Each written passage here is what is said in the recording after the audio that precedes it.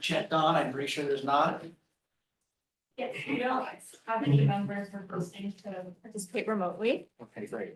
And at this time, I would like to invite public comment. This is for persons wishing to address the Oh, committee you on want any. to do a roll call first? Oh, I'm sorry. Go ahead, please. Go roll call.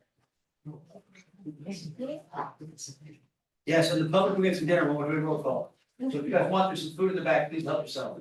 All right, Diane Haley. Here. Stephen Booker. Present. Joseph Chen. Michael Clausen. Michael's here, yes. No, I'm a member of the public for this portion. I know, Oh. but before that, we need you to, it's okay. Be present. You just say yes. And I can become a member. Yes, yes, you're always a member. Okay, yes, here. Kathleen Goforth. Here. Mary Lemmers. Here. Aurelio Pizarro. Here. Gail Lee. John McKenna. Here. Jason Mendelson. You're present. Cheryl Chow. Remy Chan. Here. Robert Whitehair. Here. Thank you. We have a quorum. Thank you very much. All right, at this time, I would like to invite members of the public, including anybody on this committee who's a member of the public who wants to make a comment on a PCEA or PCE related matter that are not otherwise on the meeting agenda. They'll be heard at this time. Otherwise, if it's on the agenda, it'll be heard during the time when it's matter is called. So please, we're going to limit this to 2 minutes, but please proceed, and that we recognize Michael Okay. Clausen as That's a member great. of Thank the you. public, sitting in the back. Please proceed. Good evening, members of the committee. I'm a member of the public named Michael Clausen. And I'd like to say a few words about an item that wasn't allowed to be on the agenda.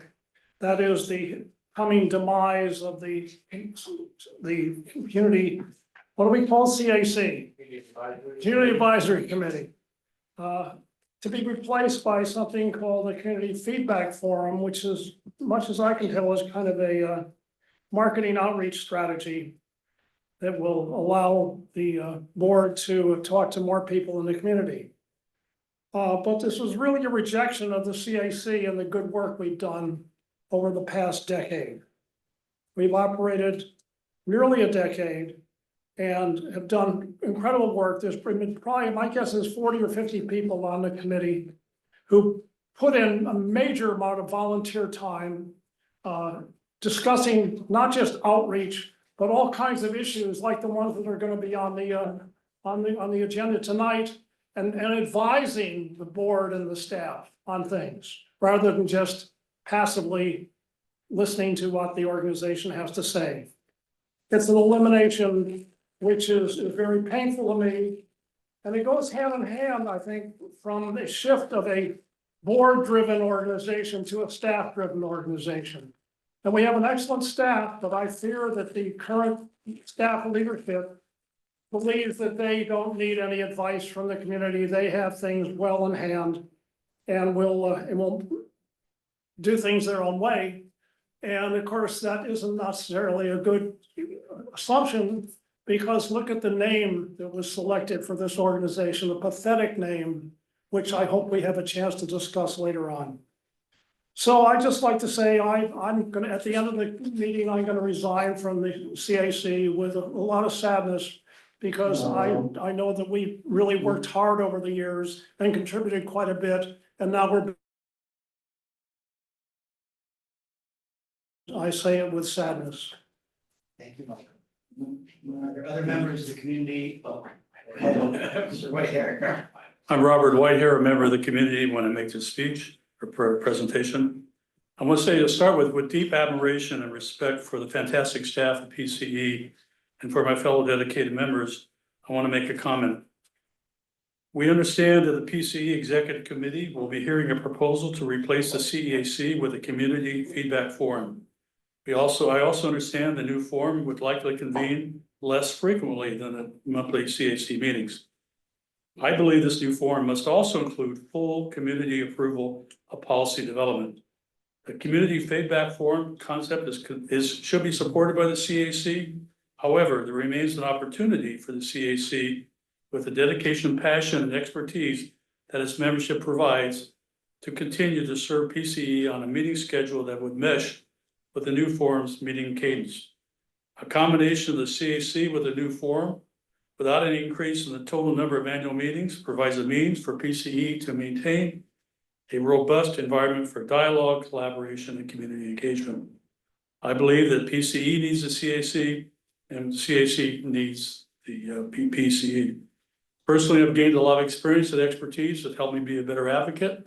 I appreciate the opportunity having been on this committee, and I hope that the board will reconsider its proposal to sunset the CAC. Thank you. Thank you. Is there any other public comment for items not on the agenda? Okay, thank you very much.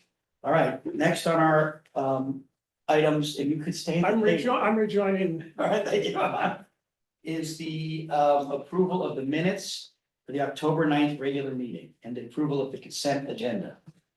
So please look at that and I'll entertain a motion whenever anyone is ready to do so.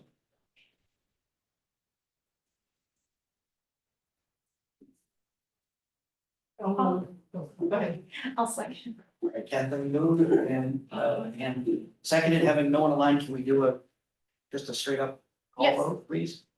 Yes, all in favor? Aye. Any opposed? Okay, thank you. The motion passes. All right, thank you. All right, next I'm gonna move on to the chair report. So some of this was just addressed. I'm gonna take this opportunity to speak on what happened at the retreat. First, if I just by show of hands, was anybody here able to see the retreat? I know some of you were, I don't know. A couple of you, okay, great. So some of this would be redundant, but I'll share it for everybody else. It was the annual board retreat where they get a lot done, and they did get a lot done. So the first thing I will speak about is they had the regular chair report and CEO report, and then I did our report. For our report, I expressed our recommendation about the continuation of the CAC alongside the new forum as we voted on last time. And I expressed, I encouraged the board to go back and look at our minutes. I called out, thanks to suggestion by Kathleen, I said, go to the 20-minute mark and watch, because you'll get 13 of your most passionate and considerate volunteers actual firsthand opinions. It'll take 10 minutes of your time, 20 minutes of your time to do that, and I encourage them all to do that.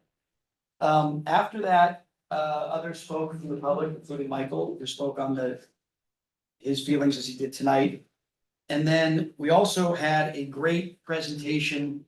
Also, Chair Colston responded that nothing had been done yet. I will make that clear that, as Michael alluded to, there is going to be an executive committee meeting here at 10 a.m. on the 10th. And that's open to any of us if you want to have your voice heard with the executive committee. And again, on the 20th, the big board has its regular meeting at 6:30, where they're going to take this topic up amongst others. And I encourage you to express yourself to them, either at that meeting or before that meeting, on anything you care about in regards to the CAC's continuation or evolution or whatever we're calling it. They also had a really great report I encourage all of you to look at if you go to the YouTube video from I don't know what you call him, he was a research. He's an energy specialist who spoke about the massive challenges that the world is going to face, specifically in crypto AI space, of how much electricity is going to be needed and how it's the fundamental shift in the political climate in a very non-partisan, non-political way. He spoke to the needs of everybody, and I found that fascinating, and I encourage all of you to check that out as well. They then spoke about the strategic plan, and it was presented, including the part that might be about us, which they have not discussed yet. I want to be clear about that. But they did speak about the strategic plan, and I encourage all of you to read that again. We've opined on it and given our opinion on it 2 months ago, and we presented that to them. Diane presented it in my stead when I was out for the board meeting 2 ago. But it includes quite a few things, and I encourage all of you to look at the both mission and vision, which was just kind of skipped over in the last board meeting, and also what the actual strategy is, and to opine on that at the next meeting, because they're taking that up as well. The next thing they discussed, which may come as a surprise to many of you who were not there, what Michael alluded to, is that the board approved the new name. They explained the process in great detail. They explained they got down to 2 finalists. The 2 finalists were Clear Vista Energy and West Light Energy, and the board approved with all but 3 votes to change to West Light Energy as the new name. Will take effect in the second quarter of 2026. There was public comment by Mr. Colson at that point as well, Mr. Clausen at that point too. And there was some other discussion you want to listen to about the naming in there. Much of the process was explained to us in advance by Gwen Rose during that process. They also discussed the change to a new location in San Mateo, and there's a lot of discussion there about how those things will work in the next couple of quarters. Both the name change and the move are not immediate, but they are approved, correct? I believe they were both approved. And so I wanted to make sure that you all knew that. You can, of course, go to their agenda on the website and listen to it for yourself. It's all there in the YouTube video, and I would check that out. I do, again, want to reiterate, as I close this up, we can take public comment or discussion on my report, that a lot of these things have happened, they are in effect, and it doesn't mean you can't comment on them, or it doesn't mean you can't opine on things that haven't gone into effect yet. But I just wanted you to know that that's the state of things as of the big board retreat. So I think we can open this up for discussion and public comment if anybody wants it, but this agenda item is only for 5 minutes usual, and I've already hit that. And we have some really good topics here too, so does anybody want to, go ahead, Randy? Jason, can you, the meeting on the 10th, is that 10 AM on the 10th? Is that Did I correct? hear correctly or did I hear I think wrong? that's correct. Let me confirm that. I wrote that down, but that doesn't mean that I wrote it down correctly. Yes, it is. Yeah. 10 All AM right, here, Yes. Yes. and that's open to the public. Yes. And that can be virtually attended? Yes, Okay, and you can do it from Zoom or whatever too. yes.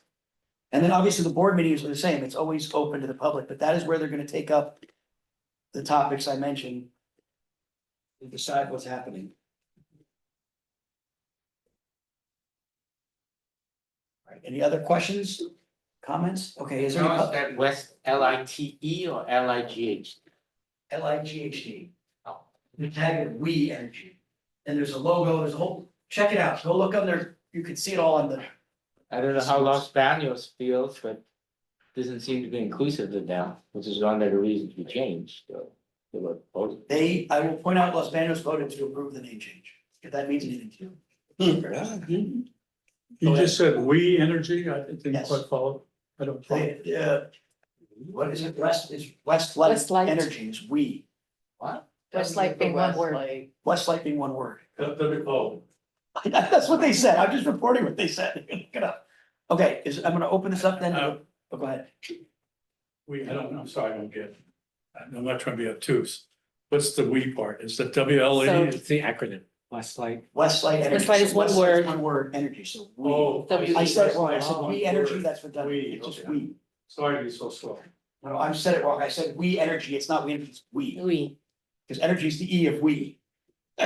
My mistake, Oh, we. yes, okay, and then I'm gonna open this up, Diane, go ahead. I have one quick. I know we're short on time. I was wondering if I could take a really quick snapful of feelings across this committee, like how people feel about the new name. Thumbs up or thumbs down, just because some of us are just learning about it, and I'm Might not curious to know. see amongst the group without comments, just thumbs up or thumbs down, can you do it? Takes Or a you can do middle? I'm sorry, this is not agendized as a discussion item. Certainly, That's not great, there's a good one, there's one good one, okay, we can certainly, that's interesting. I didn't vote yet, but I was, anyway. I'll make comment on that later if we need to. Is there any public comment? Is there anybody online? Yeah.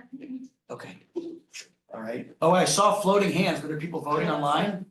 Floating thumbs up. Okay, there's a thumbs up online. That's great. Okay. Excellent. Okay. The next thing on our agenda is the discussion of the energy efficiency plan, which will be led by both Shelby Bush and Yana Kopachak Landon, right? Correct. Thank you. All right, close, I'm sorry.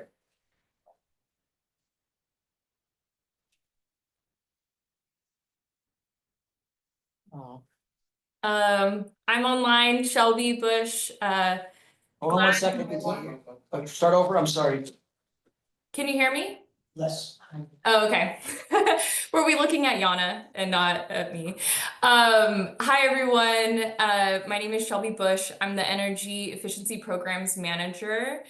I came to the CAC in the spring to discuss the energy efficiency portfolio and our plans for our apply to administer application with the CPUC. And so now we're coming back, we've done a lot of our portfolio plan. And so we're coming to talk to you about what we've been doing and what our plan is looking like and kind of the next steps. And today, this is more of like it's an FYI. We're looking for a little bit of feedback. If you have any questions on our plan, we're happy to hold those until the end. And we okay. Yana, is there anything you wanted to set pretense? No, well, maybe just like, yeah, maybe I'll just add, so I'm kind of overseeing the project, Shelby's the core project manager who's running under the innovation strategy department. And you hopefully all remember, I was hired about a year back to diversify PC's revenue, as you say. So bring in some public funding opportunities, to grow our programs and like to be able to continue maintaining our programs, especially in distributed energy resources. Energy efficiency is a big part of that thing. So this is kind of part of that bigger context. The CCAs have what's called a statutory right to apply with the California Public Utilities Commission for energy efficiency funding. That doesn't exist anywhere else for any other program type. So we have the right to submit this application to the CPUC and request funding. It's an exciting opportunity to really reach our decarbonization goals, because as we all know, they are not being reached at the speed we would like to see them be reached. And so getting additional funding from the CPUC to reach our internal PCE goals, but also our county's goals and our state's goals is an exciting opportunity, I think. Having said that, working with the CPUC is a very what people have been calling technocratic process. There's a lot of rules and requirements if you want to access CPUC funding. So some of this may seem a little dry to you when you see it, but I think in the end, the programs are going to be exciting for our community and our customers. So yeah, Shelby's just the CPUC application is due in February of 2026. And so, as Shelby said, we came early in the spring to you to get your feedback on like what should we consider as we develop our program portfolio.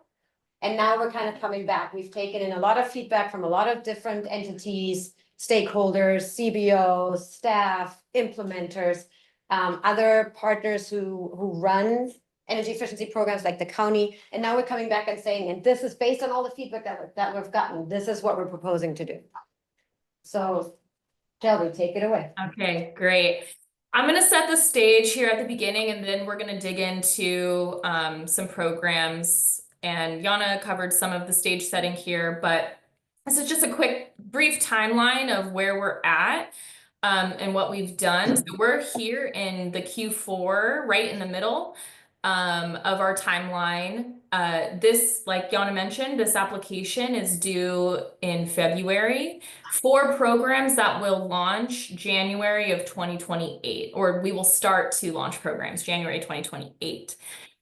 We're almost done with our portfolio plan, so things might change a little bit from this, what we're talking about today. Maybe budget numbers kind of shifting a little bit, maybe moving some of our programs into different areas of the portfolio, which we'll go over, but generally the programs are pretty built out, and we'll get into that in just a bit. Again, just a stage setting thing here. Within the CPUC portfolio, there's 3 program segments: the resource acquisition segment, the equity segment, and the market support segments. Resource acquisition is typically where the regular market rate energy efficiency programs are. Typical energy efficiency like rebates and incentives, direct installation of energy efficiency equipment, things of that nature.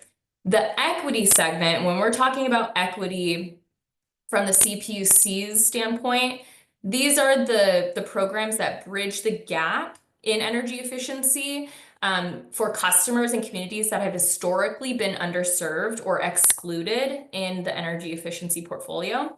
So this definition is much broader than what we typically talk about equity programs at PCE. Typically, at PCE, we're talking about low income or income restricted homes.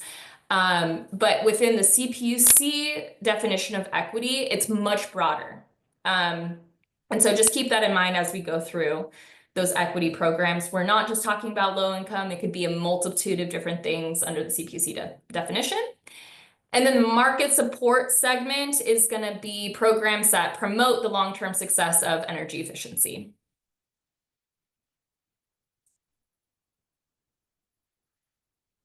Okay, so like I said, the CPUC definition of equity is much larger than what we have talked about as equity at PCE previously. And this is just some of the definition of what meets equity criteria. But the big thing to note here is that about 40% of the customers in the PCE service territory are equity customers, we're estimating. And in Los Banos, it's even higher. It's estimated that 82% of customers are equity customers.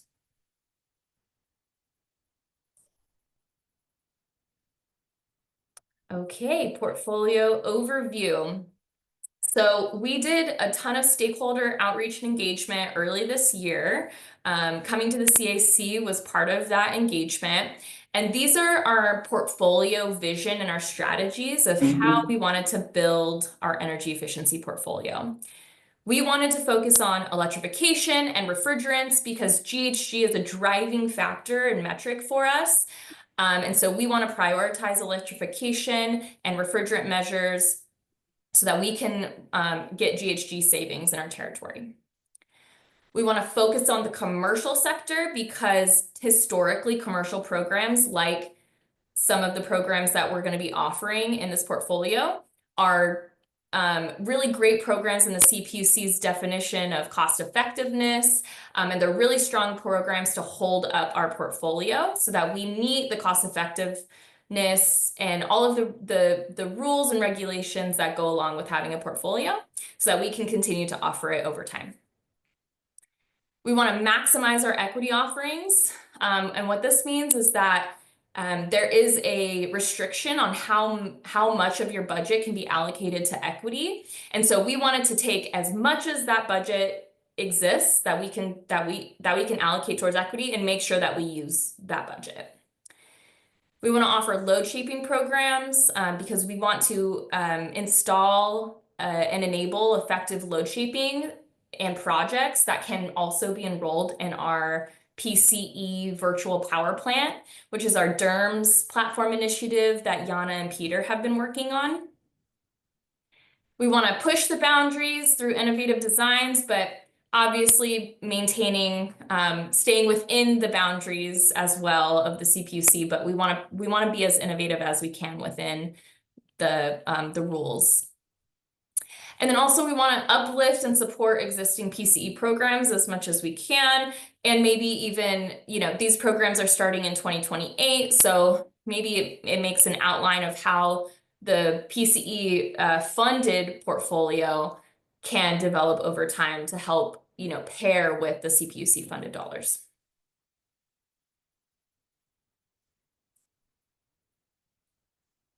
Okay. So right now, we're looking to request, all said and done, it's going to be somewhere near $40 million over 4 years. So if we get a $40 million budget, that would be over 4 years. And then, but the business plan is for over an 8-year span. So the idea is that we get funded for 4 years and then we continue to get funded.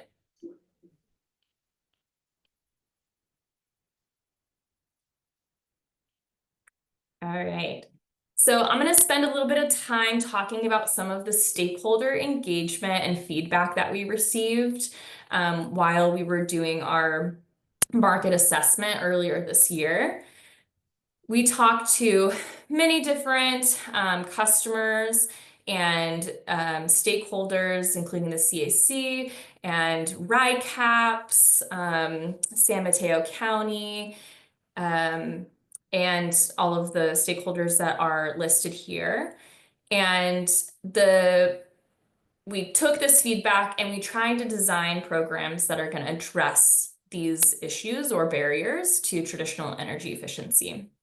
So Contractors really noticed or really provided input that traditional energy efficiency is burdensome from an administrative and paperwork standpoint.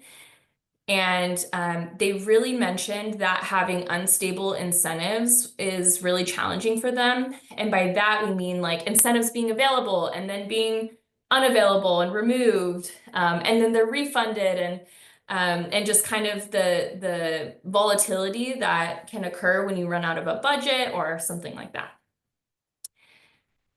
The residential customers feedback that we received, some barriers that they mentioned was the upfront cost of energy efficiency, specifically for larger like HVAC and water heating equipment. And they also mentioned the need for multilingual support. Our local governments that we engaged said that they are really wanting to be engaged and ready to participate and to help their customers and even themselves participate in the energy efficiency programs, but they do have limited staffing and funding. And so it's kind of the same feedback as from the contractors that participation in these programs can kind of be an administrative burden at times. And then we also received feedback that something that their customers in their territory, or I'm sorry, the businesses in their territory could really use some low-cost audits. CBOs and implementers that we reached out to, they also mentioned funding instability and capacity constraints similar to the local governments, but they are ready to expand workforce engagement. Some of these CBOs that we engaged said, we have staff that know how to do energy efficiency installations. We know how to put in heat pumps and water heaters. And with some of the federal government funding uncertainty, they mentioned that they might have to lay off some staff, or, you know, that there's a lot of uncertainty of how they're going to keep these skilled laborers employed and in working. And so they're really willing to expand like partnerships with PCE. And then large commercial and industrial customers that we spoke to, again, we heard high administrative burden. And then we also heard that long approval timelines and that there's a lack of return on investment on some measures, and they specifically called out electrification here. But they did mention that there is a need for technical assistance and longer planning horizons. And then lastly, we engaged with some commercial real estate, and they mentioned this issue that has been a long-standing challenge in energy efficiency, which is called the split incentive issue, which is basically owners are on the hook to pay for energy efficiency, but the tenants who pay the utility bill are usually the ones that get the benefit. And so there's kind of a mismatch there. So we plan to take all of this in and try to create some programs in our portfolio that address some of these issues and barriers. Okay, so I'm going to start with the first segment here, which is the resource acquisition segment. So these ones are going to be largely commercial. They're going to be very cost-effective programs traditionally. And I think we talked about this one earlier this year in the spring, which is a program called Strategic Energy Management. Most of the PAs run a program similar to this. And this program will help with the feedback that we received about technical assistance. So this is gonna help with technical assistance with customers, longer planning horizons. This is a multi-year program engagement. So we're gonna be involved with these companies year over year. So you get that longer planning horizon. And we're going to be able to offer some of that technical assistance through this program. And it's a coaching program that's going to have dashboards and quote unquote treasure hunts for these low and no cost energy efficiency improvements. And there will be walkthroughs and so that the customers can capture these savings. And we will also be assessing electrification readiness. So this is a very integrated program with the business. If you can see the graph here or the picture here on the right, they make a commitment to energy efficiency, and they set their goals and they assess their performance, their current performance, and they set goals. They create their action plan, they implement that action plan, and then year over year, we evaluate the progress, recognize achievements, and then kind of go back and circle through that again year over year. So it's a continuous improvement, long planning horizon, technical assistance program.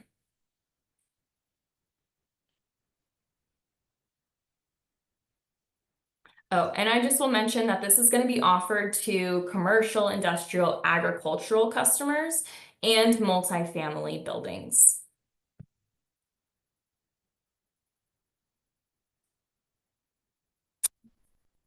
The second resource acquisition program here is the Flex Market. So this is the CPUC funded program that we have already ran. And we are waiting on an advice letter from the CPUC to approve our second round of funding for this program. So moving into 2028, this is just refunding that program again through the energy efficiency portfolio and expanding and scaling it.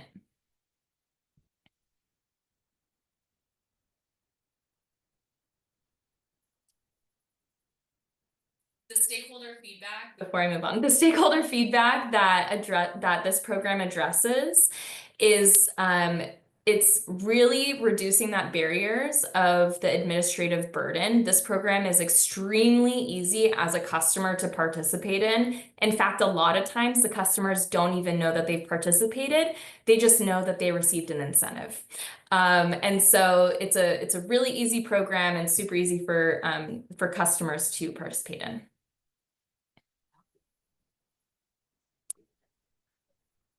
Okay, direct install. So we have two direct install programs. We're going to offer a commercial program and a residential program. This is going to be a program that provides no cost energy efficiency installations and on-site energy and electrification readiness assessments. It's going to offer some technical assistance and will connect customers to deeper retrofit funding opportunities. So this is kind of like an entry-level program where you get some like low cost energy efficiency, but maybe learn about the opportunity that exists in your business or your home that you could continue on with your energy efficiency journey. And then they may be able to participate in other programs like our PCE home upgrade program, or maybe some complementary programs offered by BayRen or PG&E for like the residential side.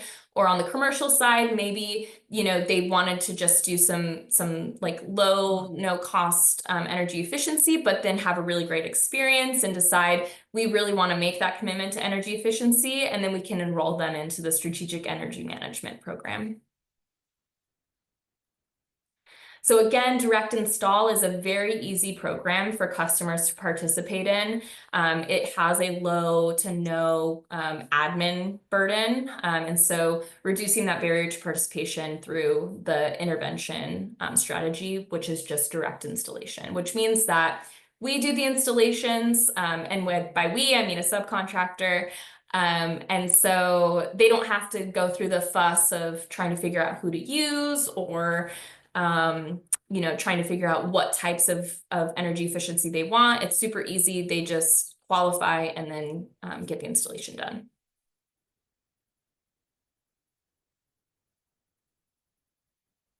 And then I will mention before I move on that the commercial program, we really wanted to focus on small and medium businesses. But we didn't really have like enough customers to justify a whole entire program for just small and medium business. So what we're going to do is we're going to focus on small, medium business for this program, but it's not going to be excluded. No customer size will be excluded, if that makes sense.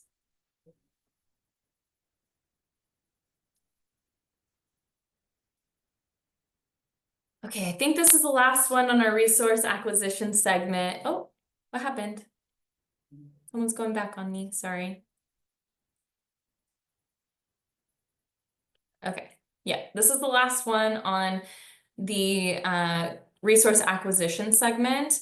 And this is, it doesn't have a snazzy name yet, so bear with us. But this is going to be an integrated demand side management program. Basically, it's going to be a load shifting program for batteries. So through our DERMS initiative, we are installing batteries through different funding sources and or offering potentially some low cost financing. And so we're going to be enrolling these batteries into our DERMS platform, our virtual power plant that Yana and Peter are working on. And then this program is actually going to be providing incentives for the load shift out of the peak hours. So basically, you know, peak is 4 to 9 p.m. That's when the grid is the dirtiest and most expensive. And so we're going to take the batteries and we're going to deploy them during peak, and we're going to charge them during off peak. So we're going to be, this is load shifting. We're shifting out of peak into a time of the day where the grid is cleaner and cheaper for a customer. And we will pay for that, that shift.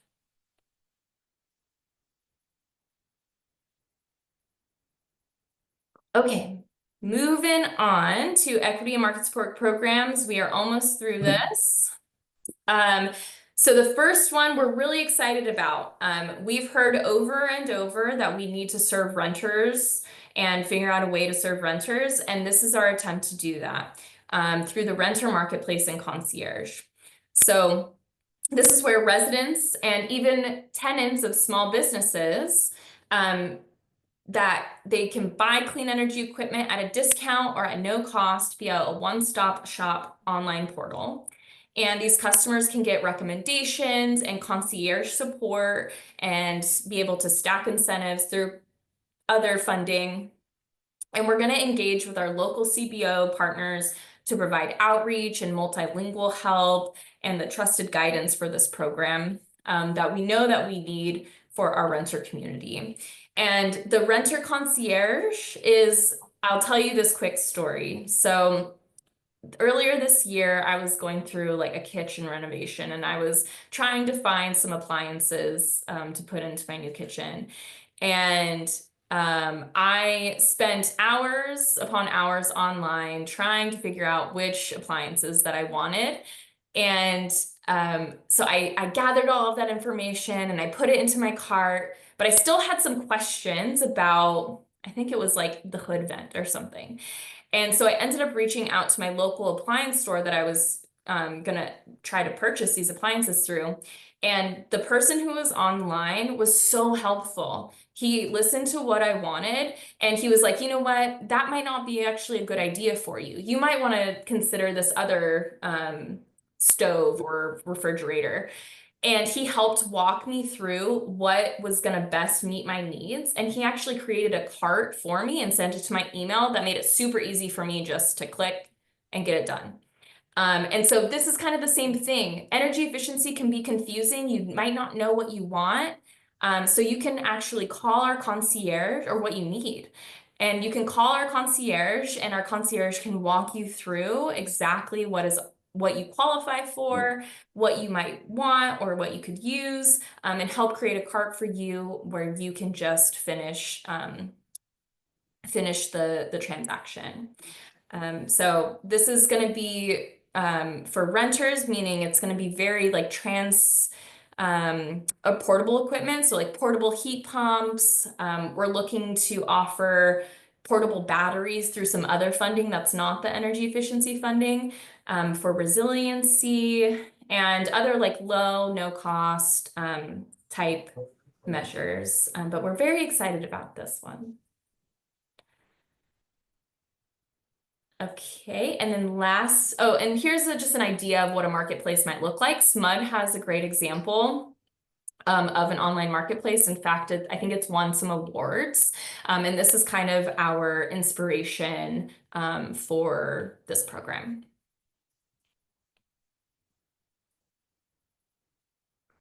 Okay, and then lastly, we have a refrigerant workforce education and training program. And some of the feedback that we received when we were doing some outreach was that small and independent HVAC contractors don't have the same level of training on refrigerants than maybe some of these larger contractors have. And so we wanted to train these small and independent HVAC contractors on safe refrigerant recovery and recycling. So the program is going to offer free instruction, help with the EPA certification, and provide guidance on resale and credit opportunities that exist in the market. And lastly, we want to promote the use of these low global warming potential refrigerants. And all that means is that there's newer refrigerants that are more natural and they're less harmful to the environment. And we're trying to make that transition to those less harmful refrigerants, but it's kind of slow going. So we want to help lift up that market by offering this program.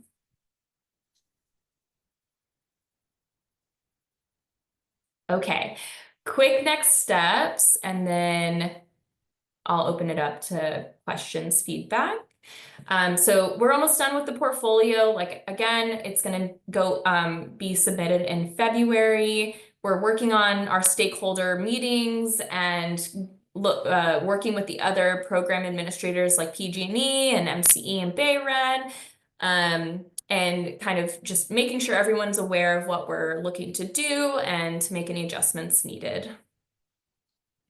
And we will be bringing this to the full board in December. Okay. I will open it up for questions. Kathleen? Couple questions about specific programs. The Flex Market program, how do residential customers qualify for that? Who's that open to?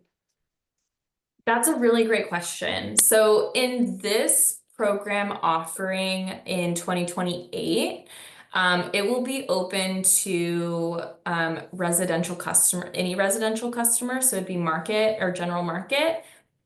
What we learned in our first iteration of Flex Market was that just the Flex Market incentive for residential customers wasn't really enough to move energy efficiency. And so what we're hoping that happens in 2028 is that the HOMES program, which is the IRA funding from the federal government, is actually deployed in California. And if that's the case, then we can layer the incentives with the HOMES program with our Flex Market residential program, and then it makes it worthwhile. So we're hoping that the HOMES program or some other residential incentives that are not from the CPUC Energy Efficiency Fund that we can layer and stack to make the incentives worth it.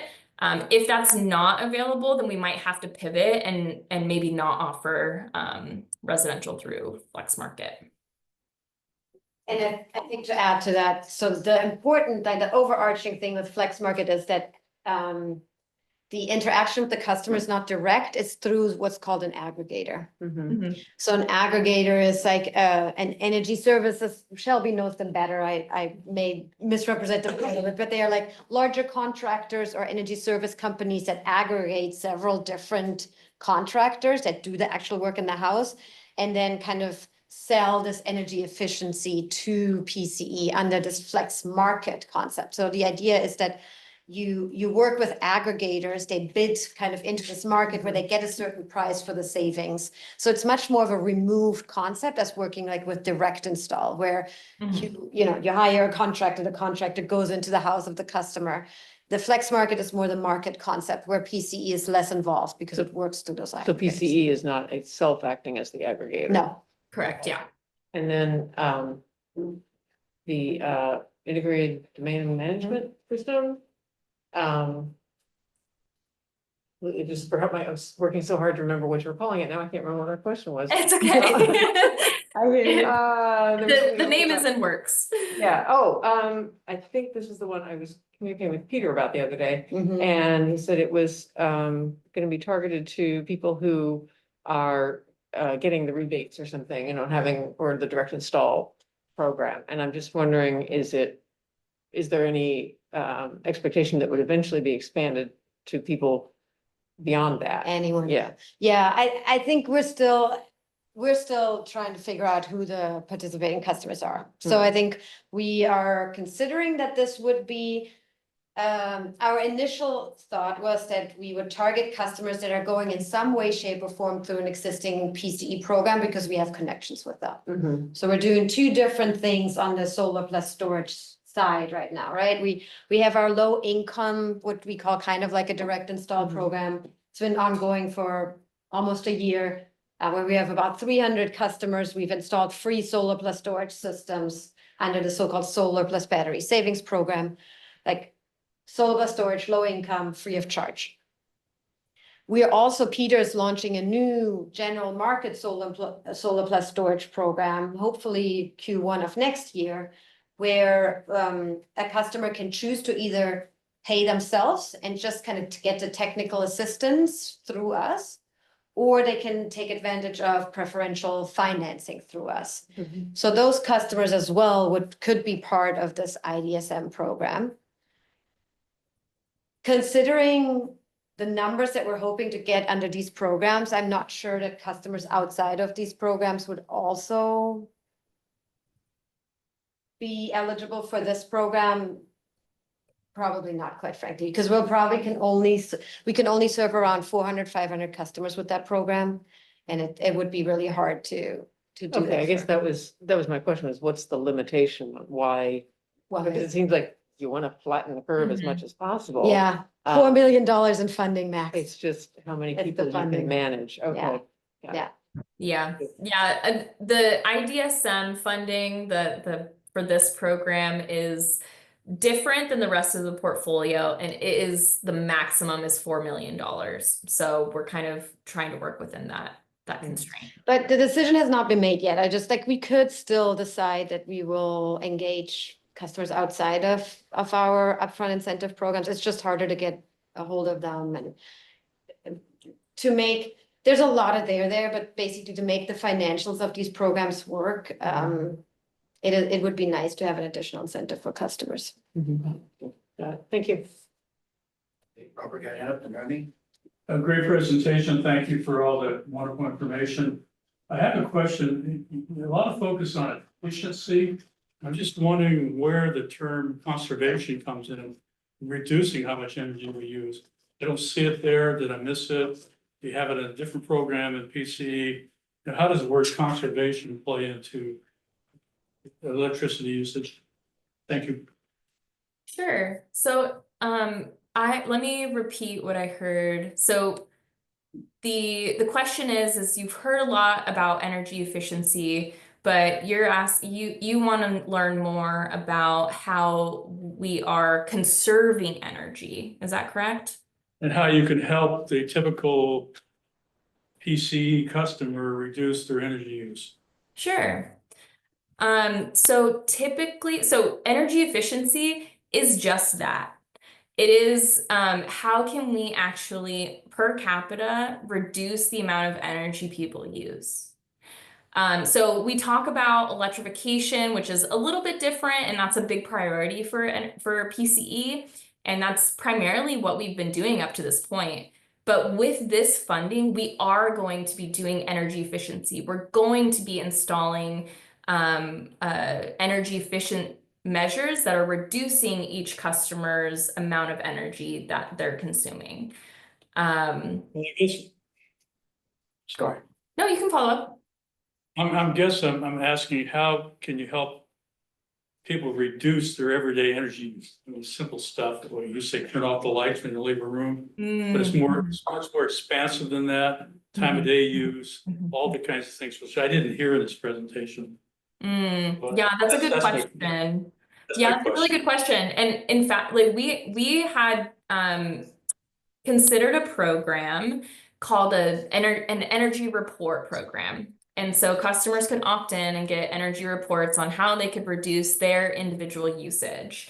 And up until just recently, we have that in the portfolio. And the reason why we decided not to include it in the portfolio is that PG&E offers the exact same program, and they already engage the majority of the customers in our service territory through that program.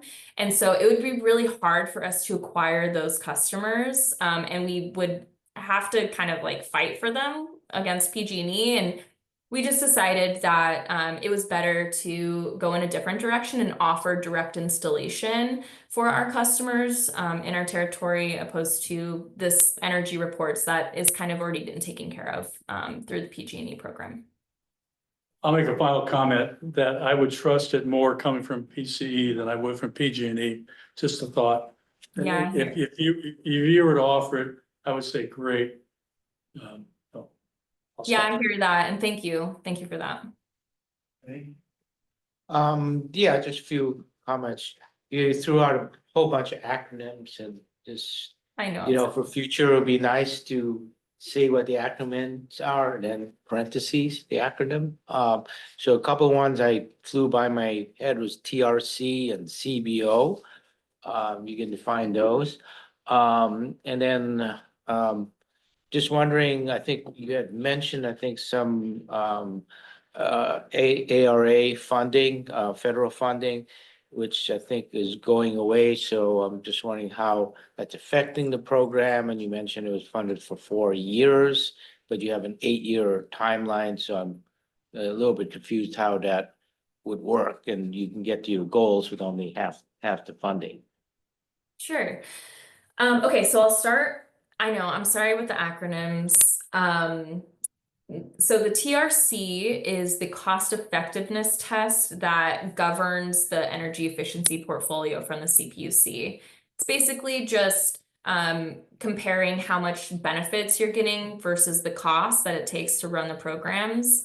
And so there's a rule that the cost effectiveness has to be at a certain level in order to, you know, be in or to be following the rules of the CPUC, like energy efficiency portfolio. And then CBO. What is that cost effective? I mean, what's the, you know, timeline for return on investment or? Yeah, it's basically the grid benefits over the costs. And costs could be like the EE funding that is being put into the program. It also includes lots of other costs like the measure costs. It's a very complicated equation, but simply it's the benefits over the costs. And if that is greater than 1, then the portfolio is cost effective. If it's less than 1, then it is not cost effective. Oh, okay, that's straightforward. Thank you. And then CBO is community-based organizations.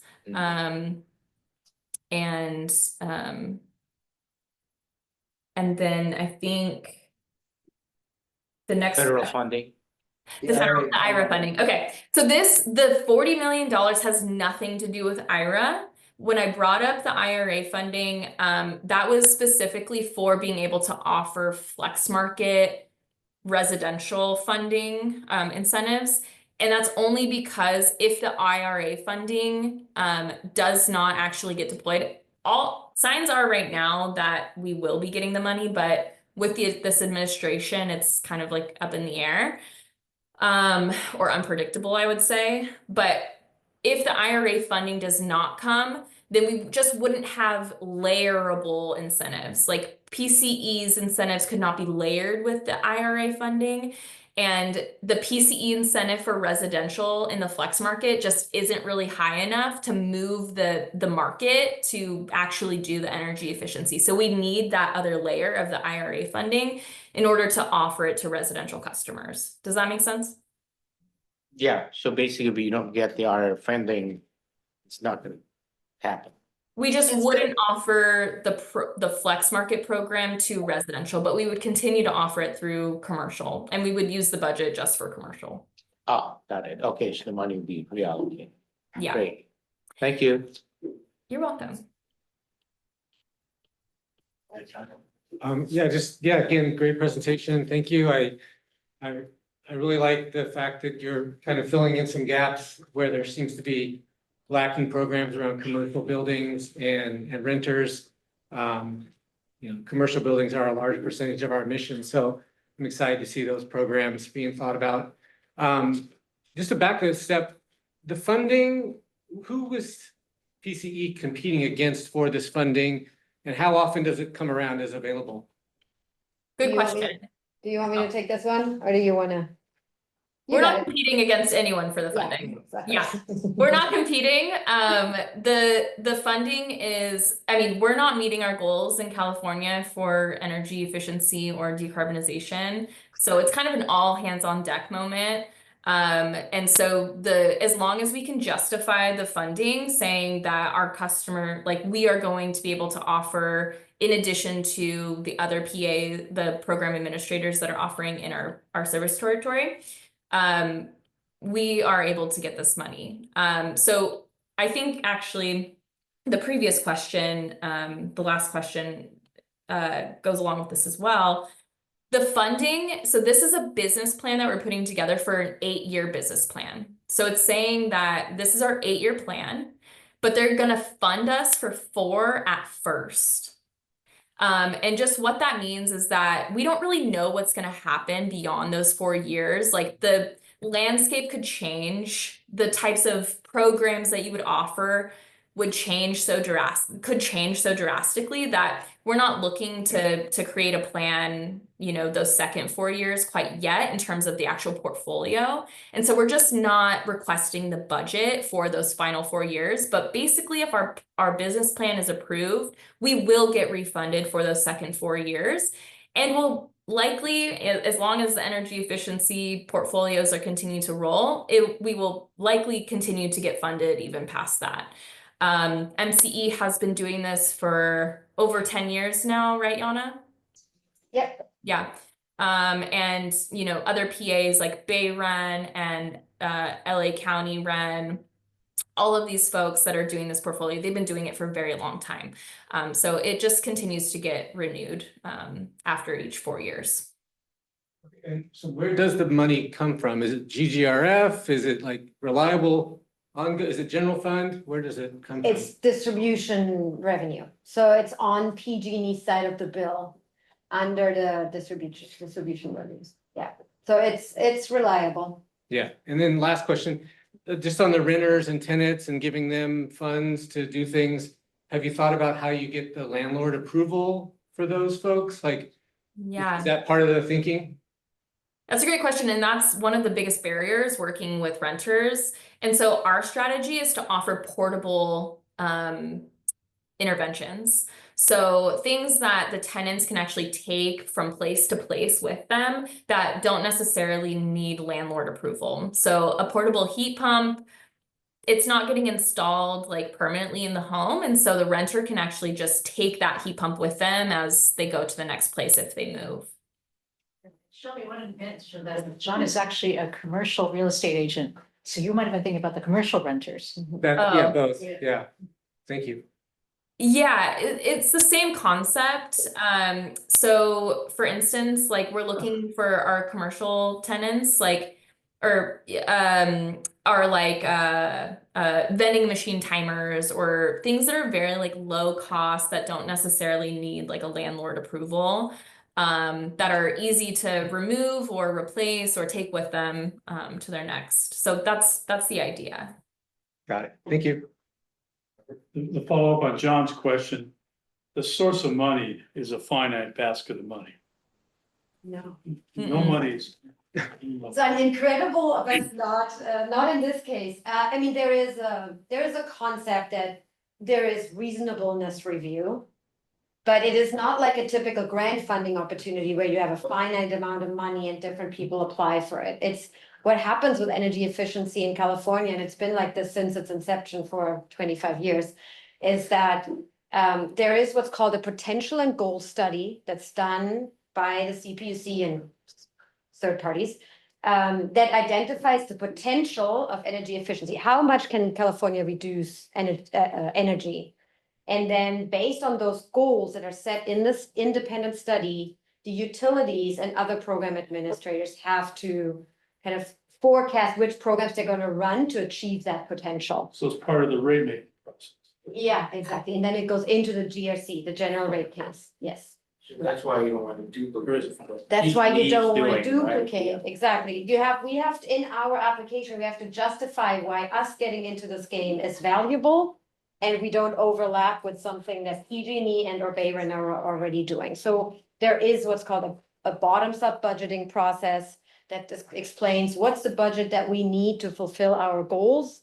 That has to meet the potential that the study outlines at a high level. And so we can't just make things up, and that's all being reviewed in an 18 months process by the CPUC. So there is that review, but there is no finite amount of money. No, I mean, sure. Yes, but I couldn't tell you what that number is. Sure. Yes. I think, Michael, please. Yeah, this is an impressive program. It looks huge to me. I mean, it was hard to keep track of all the slides. How many staff members are gonna be involved? And if assuming this is all funded, this would look like a pretty big project. Yeah, it is a big undertaking. And so we're looking to add somewhere between probably 5 or 6 staff, including myself. We're also going to get some support from our marketing team and some support from our existing policy team, but we'll probably add 5 to 6 new members, and they will be fully funded by this CPUC money.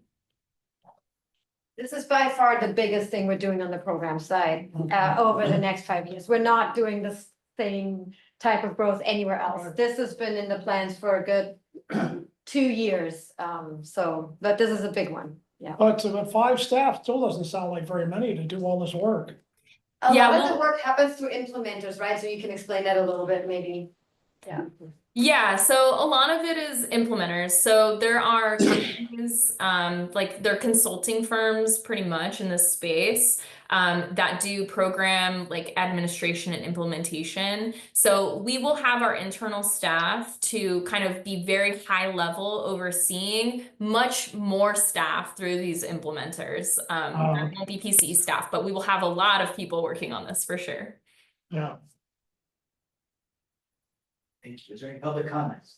Please. Thank you.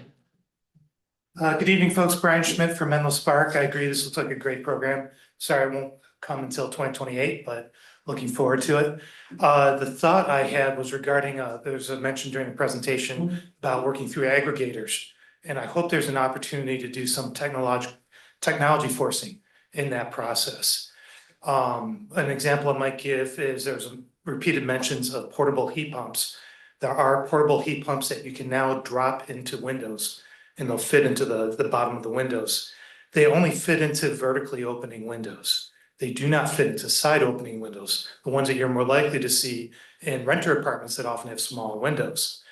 If there was a large enough purchase of that, then I think it would not be a big leap to get a manufacturer to change one of those heat pumps into something that that works on side opening windows. I've been thinking about that for a while. If we can only get enough people together to aggregate it, that we could make this happen. The aggregators are not going to do this. It's the OEMs, the original equipment manufacturers, that are going to do it. But this could be a process for making it happen, not just for this idea that I was mentioning regarding heat pumps, but other technologies as well. I don't know if PCE itself is big enough to guarantee that level of purchase, but it might be able to work with other agencies and make it happen. So again, very exciting and looking forward to seeing it. Thank you. Online? Yeah. Anybody else in the room? Great. Thank you guys very much. Great. Okay, next is the recommendation on community microgrid. This also has the option for taking action. And again, it is Yana, and also you are joined by Ross Fisher. That's right. Thank Can we promote Ross, please? Is he Yeah, there? so Ross is online. You should see him in his, oh, Yeah. there you go. Perfect. Do you want to do it? All right, switching gears to microgrids. This is something that we're very excited about. I've heard some of you already say, some of you are excited. We're just gonna talk about two potential community microgrids along the coastal area of San Mateo County, one in Pescadero and one in Half Moon Bay. So quickly went in quick, sorry.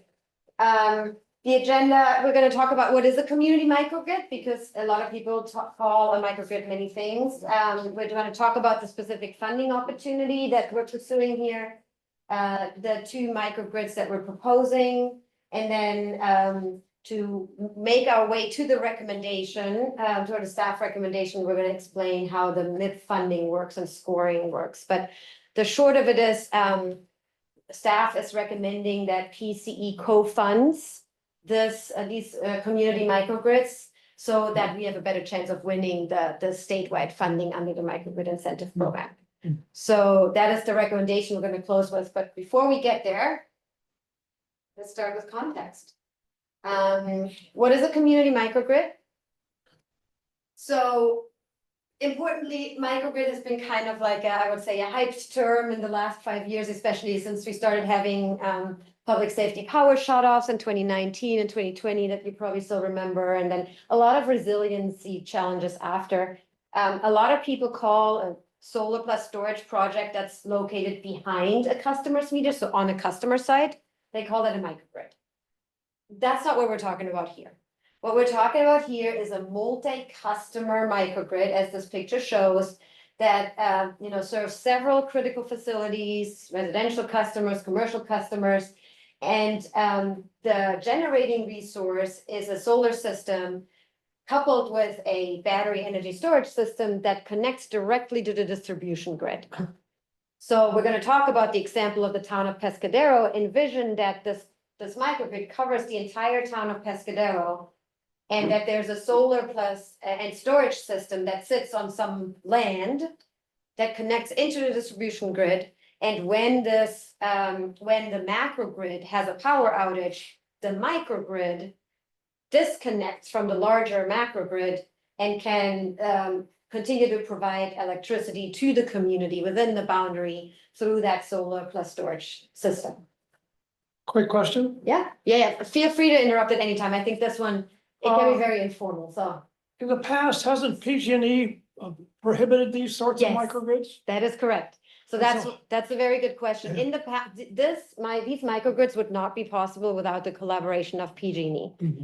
PG&E was directed by the California Public Utilities Commission, the CPUC, to run these these projects under the so-called Microgrid Incentive Program.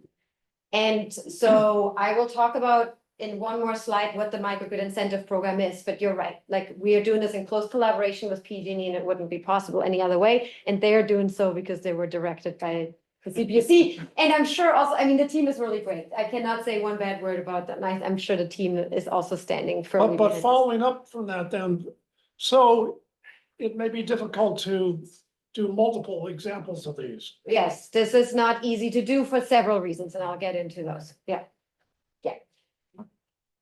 To just provide a little bit more background on how these systems work. So again, they're designed to operate on 100% clean resources, solar energy plus battery storage. Often these types of microgrids have some kind of fossil fuel backup generator. That is not the case here.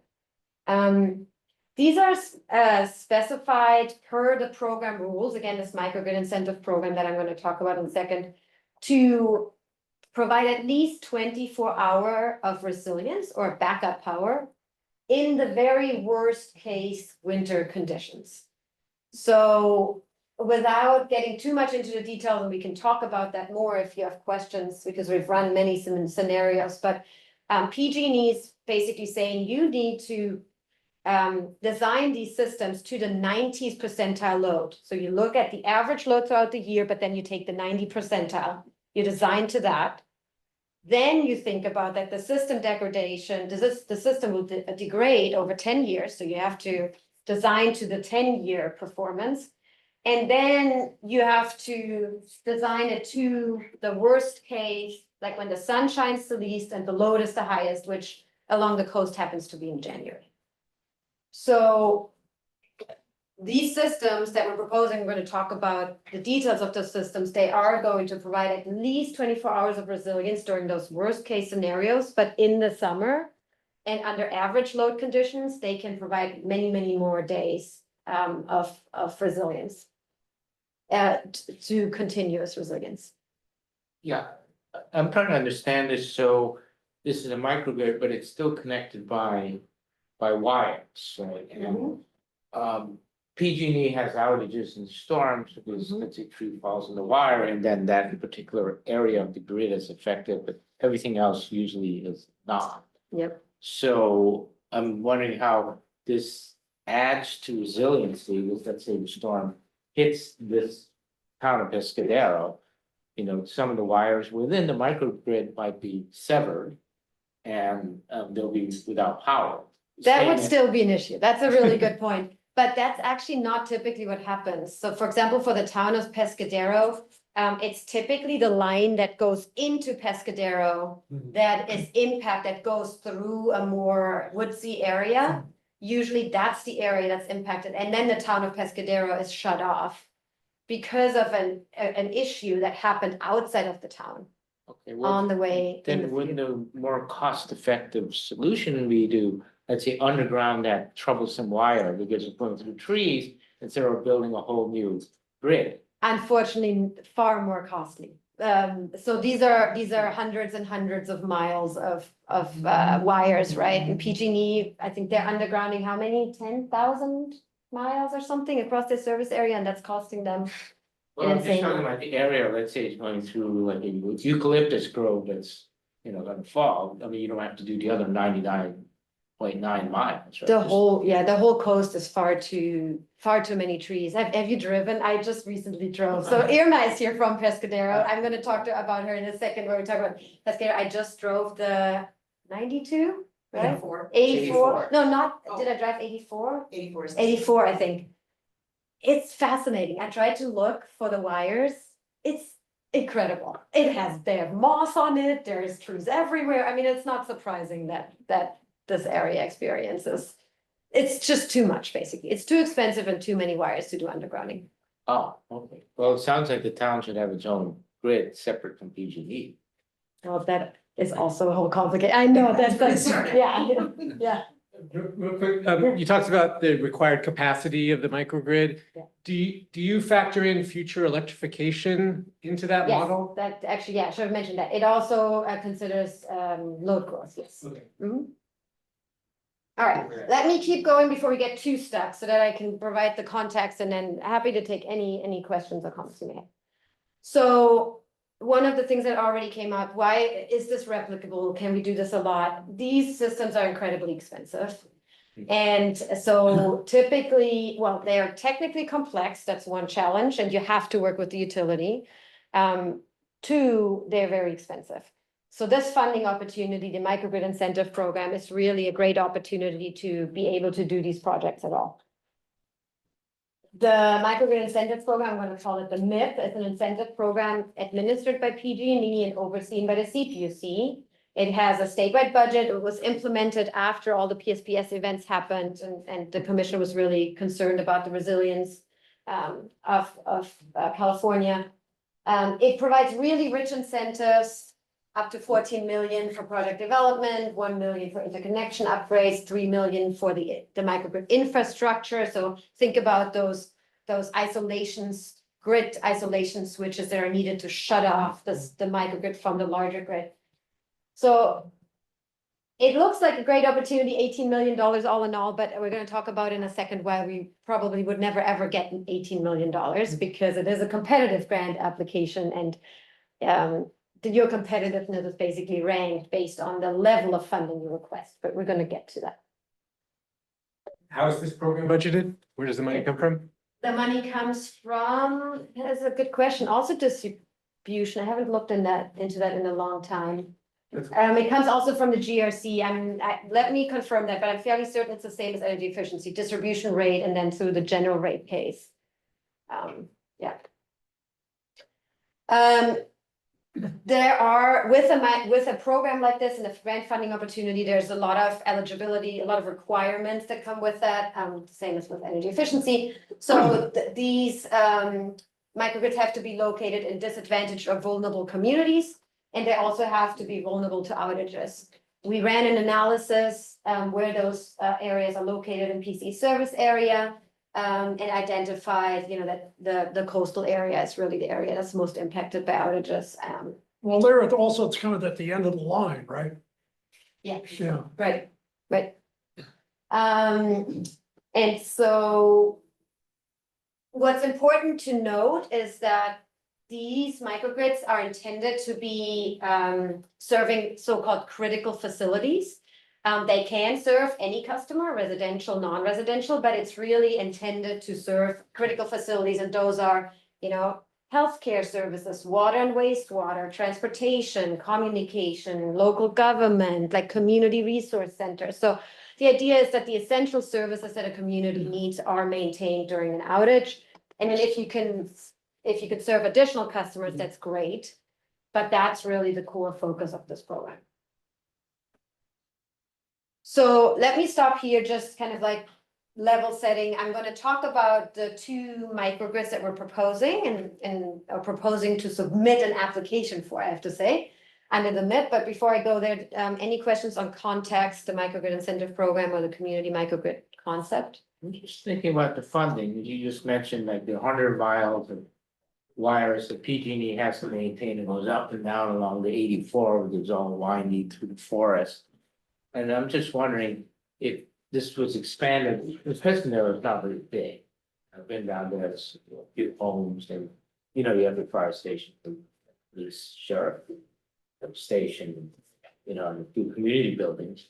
So if you expanded it to basically cover everything and use, and it's be, small incremental costs, and then PG&E can abandon, let's say, the 100-mile line that goes up and over the hill, and then they would have savings annually because they don't have to maintain it, and that money would go to paying for this. And then it'll be completely, off grid.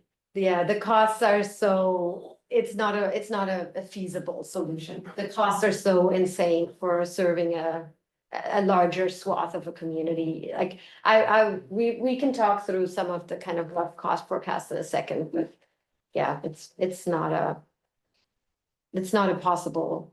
I mean, it's still existing infrastructure through that, right? Yeah. That could be. But you're advocating for just like turning the whole grid into kind of its independent system, right? Yeah, basically, it would have its own town power system. Where do you begin and end along the coast of San Mateo County, right? It's a very large Well, area. I mean, I would argue a lot of those farms and, places that are totally unincorporated, San Mateo should be off grid. So you don't have to run this 100-mile line. Yeah, there we're getting into a whole different conversation, yeah. All right, Thank you. moving on, so I wanted to thank Irma Rodriguez-Miton for being here tonight. So she has been an essential partner in really all of this. She lives in Pescadero. She is the what is it, CEO? What is your title? Executive Director. Executive Director, thank you, of Arriba South Coast, a really great CBO working along the coast on many different issues, and specifically on resilience. Irma really has been talking about the Pescadero microgrid much longer than we have. She was already considering this last year. So PG&E is giving out MIP funding in tranches. The first tranche happened last year. This year PC is getting engaged, but Irma has been thinking and dealing with this for a long time.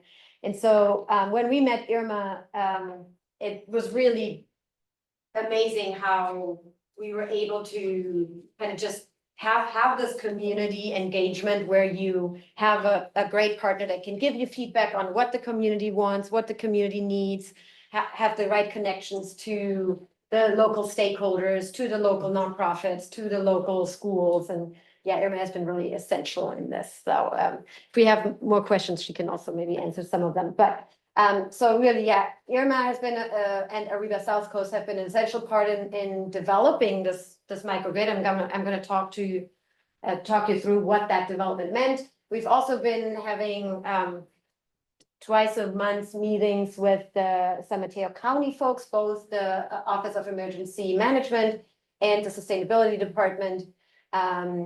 We did local stakeholder meetings in Pescadero, and all of that has led us to this.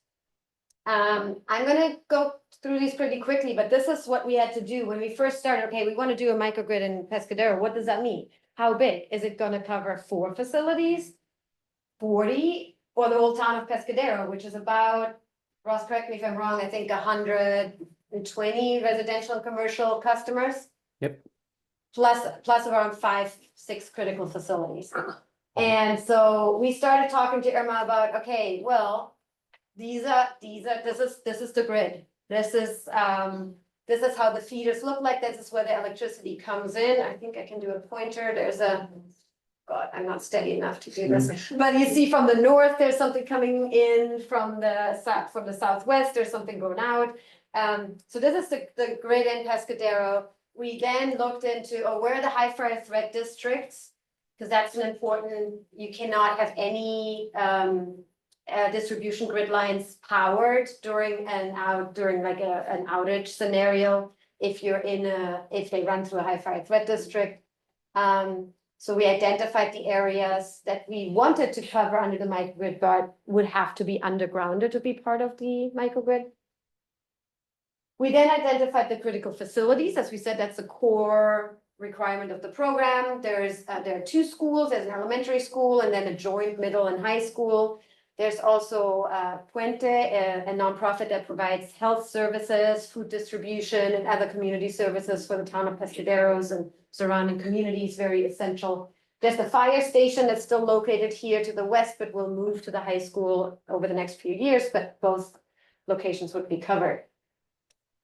And then we started having many meetings with Irma about, well, where is the boundary? And what you see here in pink is the proposed boundary of the microgrid.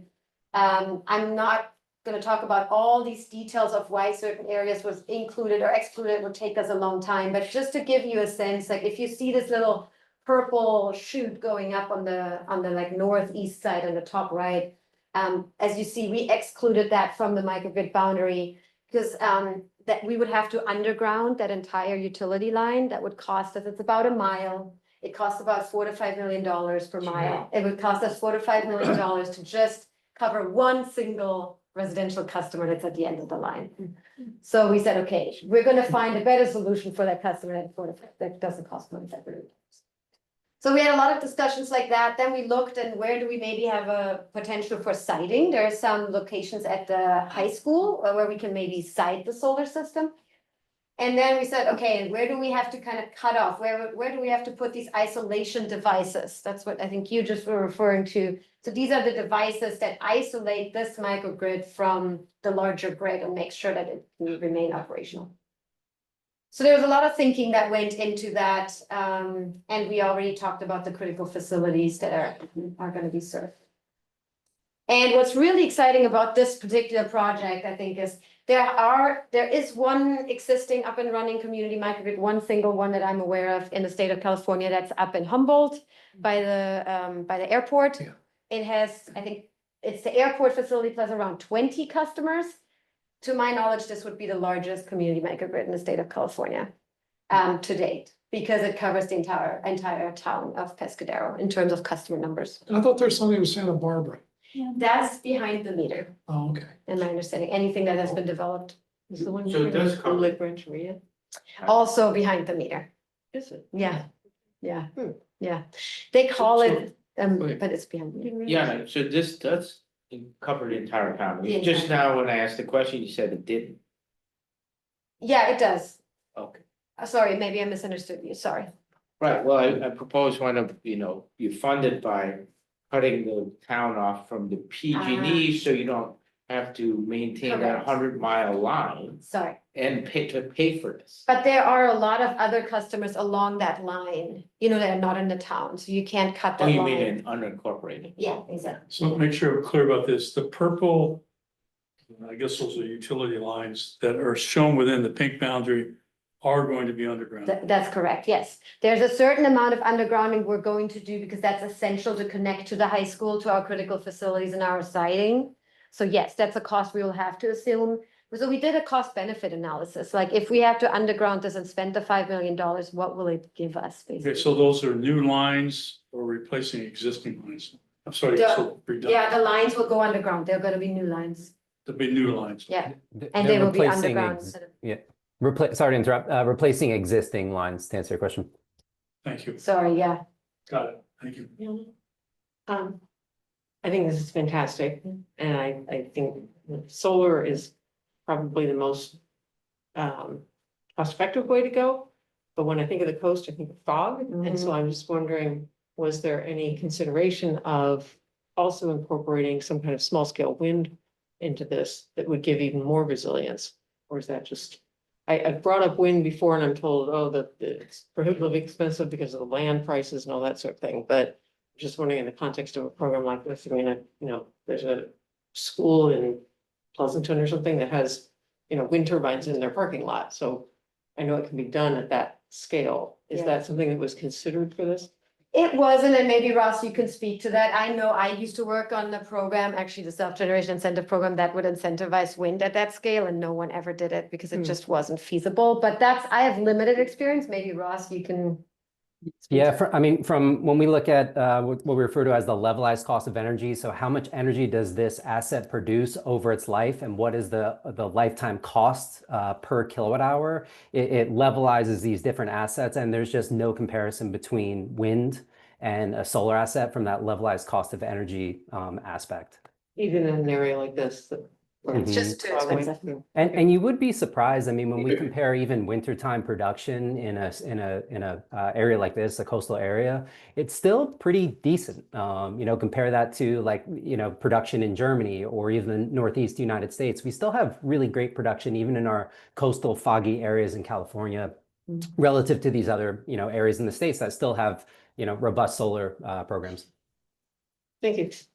Catherine, I've had a little experience with wind working at the PUC, the San Francisco PUC's office building. So they had, micro wind turbine generators, and they basically broke after a few years. And they never really generated enough Yeah. wind to cover their costs. So what Interesting. Ross Okay. is saying is correct. And I think there was also one out in the Chrissy Field. The Christie Field Station, a demonstration, and that one's gone. And then we go up to the Altamont Pass, that just drove through that, where there used to be all these small microgrid wind turbines that were experimenting. They've all been replaced with those big gigantic 3 blades Right, that you they're see all large. over the country and in Europe. Yeah. So they've gotten that to the science, you need these big gigantic 3-blade jobs. Yeah. The small ones don't work. Thank you. All right, let me move on. I know we're probably running a little bit late, so I don't want to completely.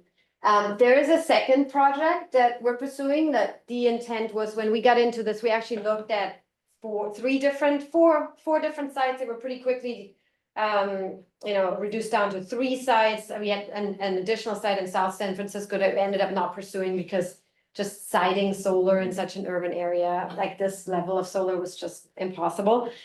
So we are pursuing 2 community microgrids because you never know what technical detail or load data you get while you're going through this. And maybe one project ends up to not be feasible. So we wanted to kind of have backup options. That's why we're pursuing 2 for this application. The Half Moon Bay community microgrid, just quickly, like we also did community engagement in Half Moon Bay. There we mostly worked with the city of Half Moon Bay. We've been to the city council a few times. We've great local government partners there. Without digging in too deep, in Half Moon Bay, we encountered a really interesting challenge. When we got community feedback where the system could or should be located and what critical facilities should be covered, we got a lot of feedback. Well, like the sewer authority would be great, and the high school, and then maybe Cañada Cove. again, I'm probably bad at pointing, but the sewer authority is like all the way northwest of town. Kenyatta Cove is all the way south of town, and the high school is all the way east of town. And not that just the distance between them is challenging, but not just that, they're all in 3 different feeders. So there's actually 3 different lines, and trying to connect those lines for community microgrid is like absolutely cost prohibitive. So we had a lot of conversation with Half Moon Bay, and they had a lot of actually like city council meetings where they discussed what should be the best location for this microgrid at Half Moon Bay. And we looked into the south area of town, because again, there's Kenyatta Cove, it's a like multifamily slash, I'm lacking the term. It's a Senior mobile home park, thank you, that's the word I was lacking. That suffers a lot under outages. And then there's the fire station, and there's a school there, and there's a senior coastsiders there, but then there's also a golf community and the Ritz-Carlton that were spiking the load like crazy. So that was just, we would have needed, don't quote me the numbers right now, I don't have them in front of me, but something like 30 megawatts of solar, 30 acres, I forget. Wasn't possible. Then we were looking at a smaller location in the south. Then we were looking in the north. Again, the sewer authority is like northwest, and then the high school is east, and so we couldn't connect those 2. Long story short, after much deliberation, the city council actually decided to locate the proposed microgrid in the downtown area of Half Moon Bay, because there is a high concentration of critical facilities. There's a medical clinic, there's the police station, there's a community center, there's a transitional housing complex, there's an elementary school and a middle school. So just like the pure kind of concentration of those facilities had Half Moon Bay decided that would be where the community microgrid would be located. And if you know Half Moon Bay a little bit, this is like Kelly Ave in the middle. It's like the intersection of Kelly Ave and the 1. We just talked about the critical facilities, and now to the juicy part. So why Ross and I are here today, to talk a little bit about how the microgrid incentive program, the funding for the microgrid incentive program works. This is also to set expectations, right? These are very complex projects. Again, PG&E is very involved, and to make these projects happen, to give you a sense, none of these projects would be developed before 2030. So to just talk about that really quickly, we're right now in the consultation phase. That ends with the application on December 17th, 2025. So we've done a lot of technical consultation with PG&E. We're preparing for the application. Then we will submit mid-December. PG&E will let us know, hopefully by March, if we win funding or not. And after that, there would be probably 18 months of studies done by PG&E before we would even be able, and that's on like grid studies, basically. What would we have to do to be able to island this microgrid? And what would we have to do to interconnect the resources, et cetera? And then they'll give us another forecast of costs, and then we can decide, okay, we're 100% in or out. And then we would develop the project, and then it would operate for at least 10 years, but I don't see a reason why it wouldn't operate for 20. So we are preparing for this application on December 17th. And like I said before, we're requesting co-funding from PCE's board. To talk you through what exactly we're requesting co-funding for is our match funding, is that there's kind of 3 cost components to these microgrids. There is what's called the MIP incentive. That's the funding that's required to develop the actual project, the solar plus storage project. It's related cost to it. It's engineering and project management. It's called ancillary service, like system costs. It's the land lease. So that's kind of like the project itself. Is it the labor and materials? Everything, Yeah. yeah, everything. And the MIP comes from PG&E, was that? Yeah, and so I'm gonna talk about that in a second, Oh, exactly where it comes from. Yeah, no, totally fine. And then there's also 2 other cost components though, and they are the grid upgrades needed. So like those isolation devices, the undergrounding, islanding study. There's a lot of costs that PG&E will incur and PG&E will forecast during those studies in 2026 and 2027. Both the grid upgrade cost and the interconnection cost will be forecasted by PG&E and only by the end of 2027. So we're not requesting funding for those right now. We know that PG&E will give an allowance of up to $4 million for both of them together. But they may come back to us at the end of 2028 and say, this will actually cost you $8 million in grid upgrade and interconnection. We're paying 4, you have to come up with the remaining 4. Can you do that?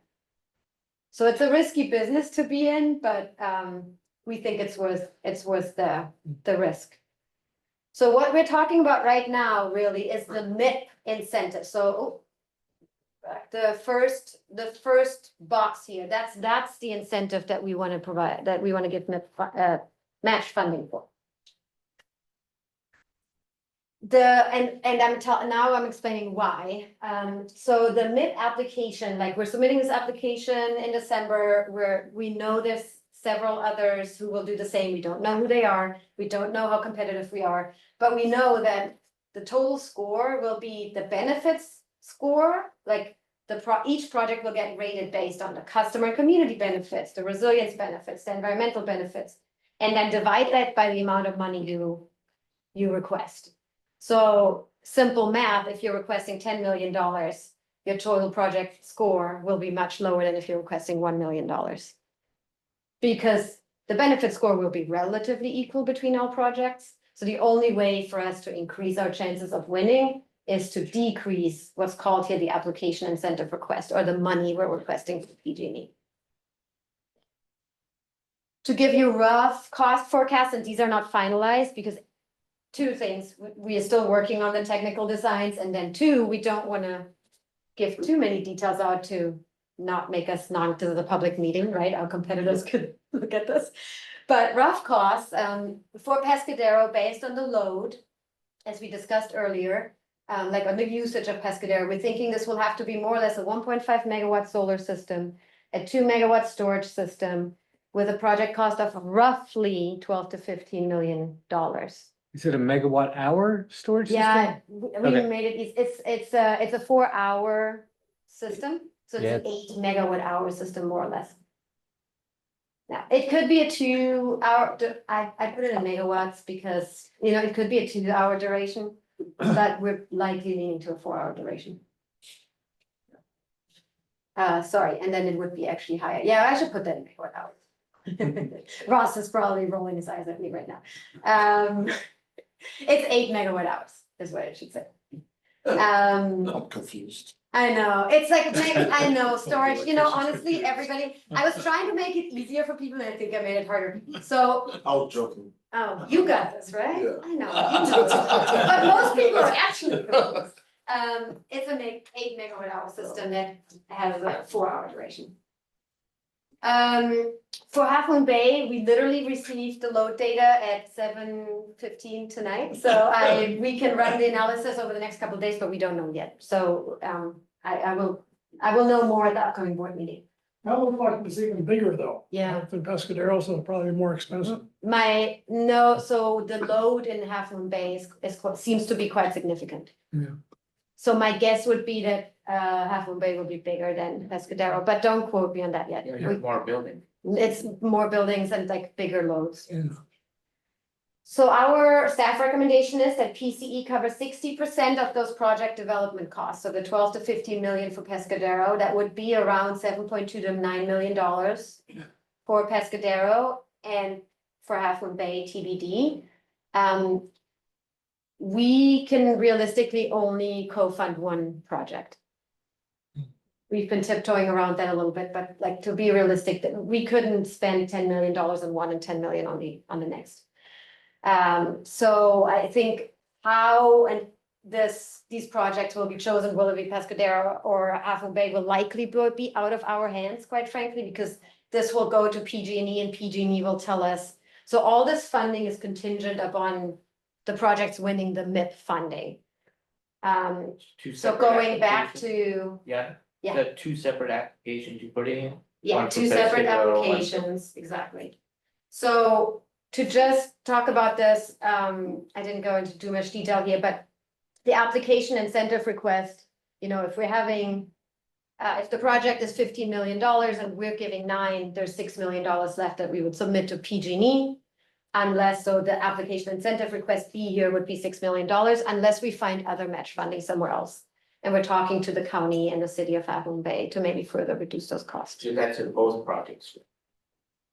The net fund. We are requesting currently funding for both projects, but then we don't believe, the chances that both projects will receive MIP funding is very unlikely. Oh, so it's by one or the other. Exactly. So I think the first step, we're gonna submit them to PG&E. We're gonna see if one of them wins MIP funding. If one of them wins MIP funding, we have our answer. Right. If both of them were to win MIP funding, then we would further look into technical feasibility costs and probably come back to the board then to kind of further analyze. But I think the chances are very, very small that PG&E would fund two projects along the Summit Hill County coast. So yeah, sorry, this was a lot. So next steps, we're finalizing our technical specifications. We're discussing project siting. We're formalizing our match funding discussions. We're gathering support letters, submitting the application by December 17th. And so the recommendation is to authorize the chief executive officer in consultation with the general counsel to contribute up to 60% of the forecasted project development costs for the Pescadero and Half Moon Bay community microgrids. With the caveats that the project development costs are still being finalized and specific not to exceed amounts will be authorized by the board. So I wanted to bring specific amounts to you today, but like I said, I got the load data for PG&E at 7:15 p.m. today. So unfortunately, it wasn't possible.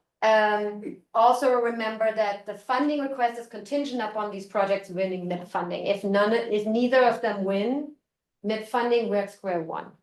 Not saying we're totally giving up, but we have to reconsider at that point because we're still requesting significant amounts from PG&E. And if that funding goes away, we have to figure out where that money comes from. And then just again, I've mentioned it before, but like the cost for grid upgrades and project interconnection, we're not requesting funding for right now. Those will only be known by the end of 2027, and we'd have to come back to request funding at that time. Right. That's it. I want to kick this off myself because before I've known Michael, he's been advocating for this. And it's been a big part. I've been on at least 4 working groups with him. And during that time, I'll make a side pitch here for the CAC. During those working groups, one of them, we went out and researched what other people are doing with microgrids across the country and across the world and provided that information to Peter and his team. During that time, we went and met specifically with PG&E after a big fire where PG&E, who had been opposed to this, said, hey, you know what? This isn't such a bad idea. It'll take us off the hook. We'll burn all this stuff up. And so I've been a huge fan of this forever, led by Michael and others who've served in those working groups. It led me to have conversations with high-level people at PG&E not on behalf of PC, but as a result of what I learned being on the CAC. We had a representation made to us. I tried to look it up 4 or 5 years ago from people that do the microgrids where I learned all about this and immediately started advocating for this in other communities. I think it's fantastic.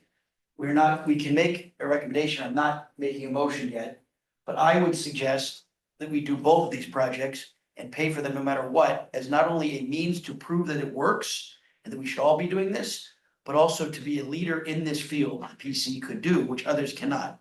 Because of both the technical expertise and everything else, I think we should take on both projects, hope to get the MIP funding so that it reduces the costs, but make this a major priority for the organization to prove they can do this, especially for all the reasons that the scoring is based on. The environmental impact, the resiliency impact, and the needs of the customers, especially people who are usually disproportionately negatively affected. So I am a big fan of that, and I know others will have things to say, but I just think this is something I've been waiting for us to do for 8 years, and I think it's fantastic. And Jan and her team's presentation on this is fantastic. And I would advocate that we do both of the projects and then hope we get the money. If we don't, get somebody else to pay for it or help make the money work or pay for it ourselves. Because I can think of very few things better than this for both innovation and impact and proof of concept to make this a future reality for everybody.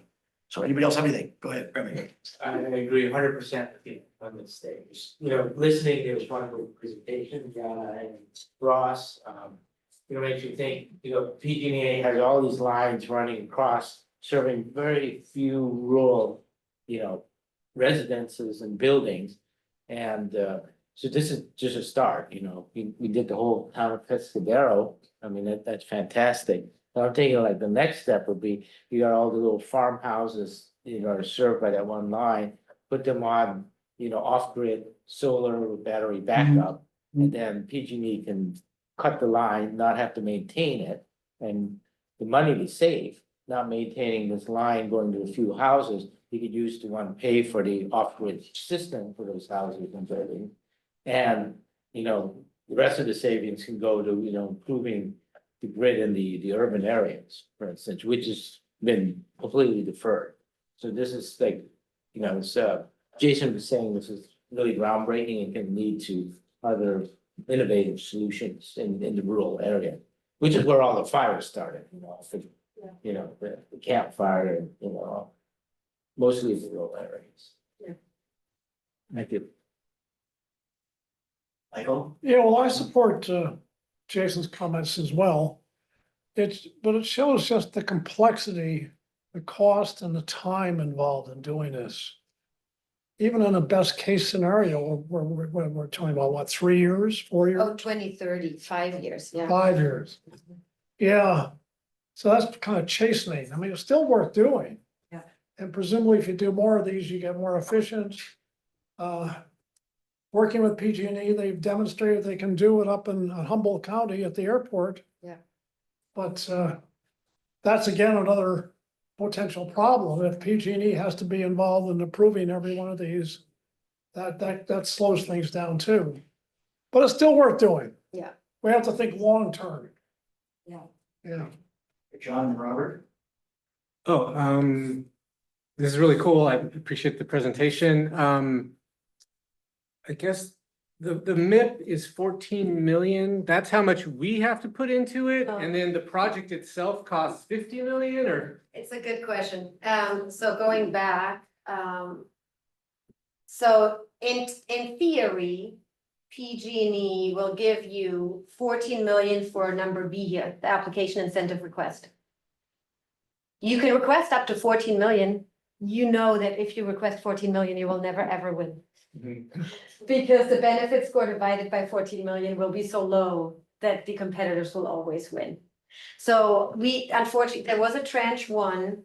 Unfortunately, the results were not made public. We just learned it was average. I think 7 projects were selected with an average cost of $2 million or 2.5, I think. So the projects that were approved in the tranche one phase were significantly smaller than what we were wanting to do here. What was the numerator on those that had the 2 million denominator, do you know? We don't know. You don't know that, that's. No, we were just like PG&E put out a press release that said I think it was 7, if I can remember, and average cost 2.5 wrong. And it's not public information because they're a private corporation. Well, and because I think it's a competitive grant solicitation, so they don't. But it's already been. Yeah, I think, but it would give us insights for this round, right? Like, oh, what percentage of funding compared to overall cost? It all depends on what competitors will do. If a lot of people are submitting low project costs, then this is gonna be hard, quite frankly, to be competitive for us. Unless we're getting more co-funding. So we're trying hard to get other entities to co-fund too. So what is the estimated project cost for Pescadero, for example? 12 to 15 Okay. million. Got it. Okay. And then, you were brought on to find new forms of revenue. So this is a revenue generating It's proposition. both, yeah, it is and it isn't, right? Like the point here is I'm bringing in revenue to do something that the community wants. This is not a revenue generator for PCE, not at all. We're giving back to the community by doing this project. So when I say revenue diversification, it's more like we want to give back to the community. We don't have that many revenues to do it all with especially with PCIA changing in next years. It's gonna be hard to do any funding.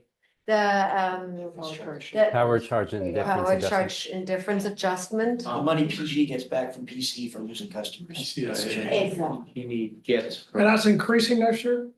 Oh, yeah, it's looking really bad for the next 2 years. Yeah, they did some adjustments. The long story short, I'm no expert, but they did some adjustments on how this is calculated and it's looking really, really bad for us over the next 2 years. So there's gonna be very little margin for us to do these projects, programs that we wanna do unless we find external funding for it. And so that's And that PCIA is approved by the CPU. correct. Which is in the pocket of. Yeah. Okay, I get how it is. A couple other questions. So there's a much different ways to look at like the benefit of doing these projects. I guess one way could be like, how many emissions are being reduced by a dollar invested by PCE? Is that something that you think about in determining whether or not this is good money to spend? I mean, there's a typically- lot of other benefits beyond Yeah. reducing emissions, but. It's a good question. On this project, I have to be frank, no. Because this was really, it's so resiliency driven. The goal is here to give customers that experience frequent outages, and I have the numbers, I think Pescadero, unfortunately, the numbers are a little outdated. I haven't gotten updated numbers, but in 2020 and 2021, the Pescadero line has 448 outages, I think. I'm gonna look this up. In 1 year. In 2 years, 2020 and 2021. And I mean, Irma, how long in like the 2022 storm you were out for? The longest period was like 13 days and then we got power back and then we lost power again. Wow. But really, most of our power outages are like, for example, last week, randomly, Right. power outage 9 AM. Then it came back, a few hours later, so. You don't have to look up the Yes. number. I get it. There's a But, lot so of benefits beyond reducing We do this emissions. for our general programs, for sure. We do these kind of cost effectiveness checks, but for this program, we did not. This was more of like a community benefit, resilience driven. Two other quick questions. As you think about maybe this in being implemented, do you also think about how you could build in electrification into the buildings once they have this resiliency? Totally. I mean, that is right now, Irma has been doing, maybe you want to speak to that. Irma has been doing a whole kind of education campaign with the county about we can't electrify if we have this big grid out here. So you want to speak to that a little bit? Yeah, I mean, just briefly, that's it, is that as, how do you ask people to even consider electrifying when our power goes out every week? So, and they're saying, no, I need my wood stove, I need my propane stove so I can, at least cook dinner. So having this resiliency, even if it's within the town itself, will do a lot to be able to get us to convince more people to electrify. And it will also help us use those resources that we do have to, to serve other people. Yes, no, it's really exciting. Last question. Are there buses in Pescadero? And if so, could electric buses play a role in this microgrid? Good question. Are there buses? We have no buses. School buses? We have no buses. The school would desperately love to have electric school buses. We have no public EV chargers at all in Pescadero. Does Samtrans serve you guys now? Samtrans does not serve us. Wow, you guys have nothing. Yeah. Let it rub it in. I mean. Before we go to Robert, I just want to reiterate what you guys just said. We looked at this a few years ago. The indirect benefit of proving this works and that solar storage works and it takes you off the grid has such a positive downstream effect that I know you know this, but I'm just saying. Yeah, no. To me, that is the whole point, is that if you do this and it works, it then signals to everybody else. Everything else you do, including what you just brought up, which is, like with me, I'm fully electrified, I have 20 outages a year in Road City. Nobody does anything about it, nobody cares, but it makes it impossible to get my neighbors to get rid of the gas generators. Because why would they ever do that when they're completely screwed up and they don't trust the ROI on storage plan? So I'll donate some money right now, I'll put that up right now. It's not $18 million. We have been discussing crowdfunding. I'm not joking. But that's what I mean, that's why I want to add the meaning of this beyond the MIP alone, because I think that's something we should do, even if we don't get the Yeah. 2 to whatever million. This is kind of plan B. I mean, there's definitely a lot of people have had the same emotions, and like, if we don't get net funding, I'm not saying that we're giving up, like, Great. there will be a plan B and a plan C. Robert, I interrupted you, I apologize. Well, I just want, it's not a question, it's a comment. It goes back to what you said earlier. Change is difficult. Making a change in the way we power our homes and the way we generate all kinds of electricity is difficult. Getting rid of fossil fuels is hard. And that's the role of the CAC. And I think I said earlier at some earlier meeting that if it took more money that we had to go get, I hate to say it, I'll say it, raising rates in order to make these programs acceptable, possible, this is the kind of thing we should be doing. And I've stood up, most of us have stood in front of city councils arguing for reach covers, and those are not fun to do. But that's that's the role, that's what I signed up for to do this. And that, I'll say bluntly, that's why I'm disappointed at the proposal to do away with CAC. This is where we excel. These are folks here around this table are the ones that are gonna work really hard to make Pescadero happen, make Half Moon Bay happen, and the rest of them happen. So just please take advantage of that. And I'll pass my speech. Yeah, and I got a question is, under the CPUC, they don't allow, let's say, a town to be completely disconnected from the grid, and be self-sufficient off grid. No, So they have an obligation to serve. through PG&E Mhm. under the CPUs. Yeah. Even if, let's say, the town doesn't want.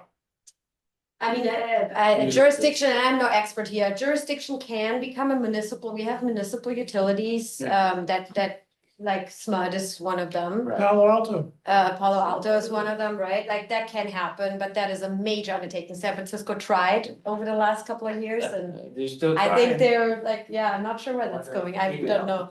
So it's very hard. It's expensive. I once bought a substation. I paid $1 million for it. It was on the books for $166,000. I'm fascinated. Well, we still save money by doing it.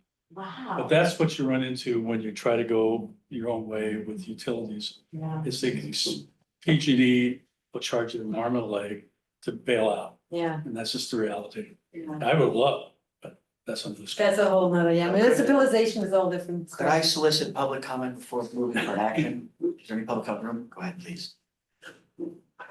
Thanks, Brian Schmidt again from Menlo Spark, strongly support the staff recommendation.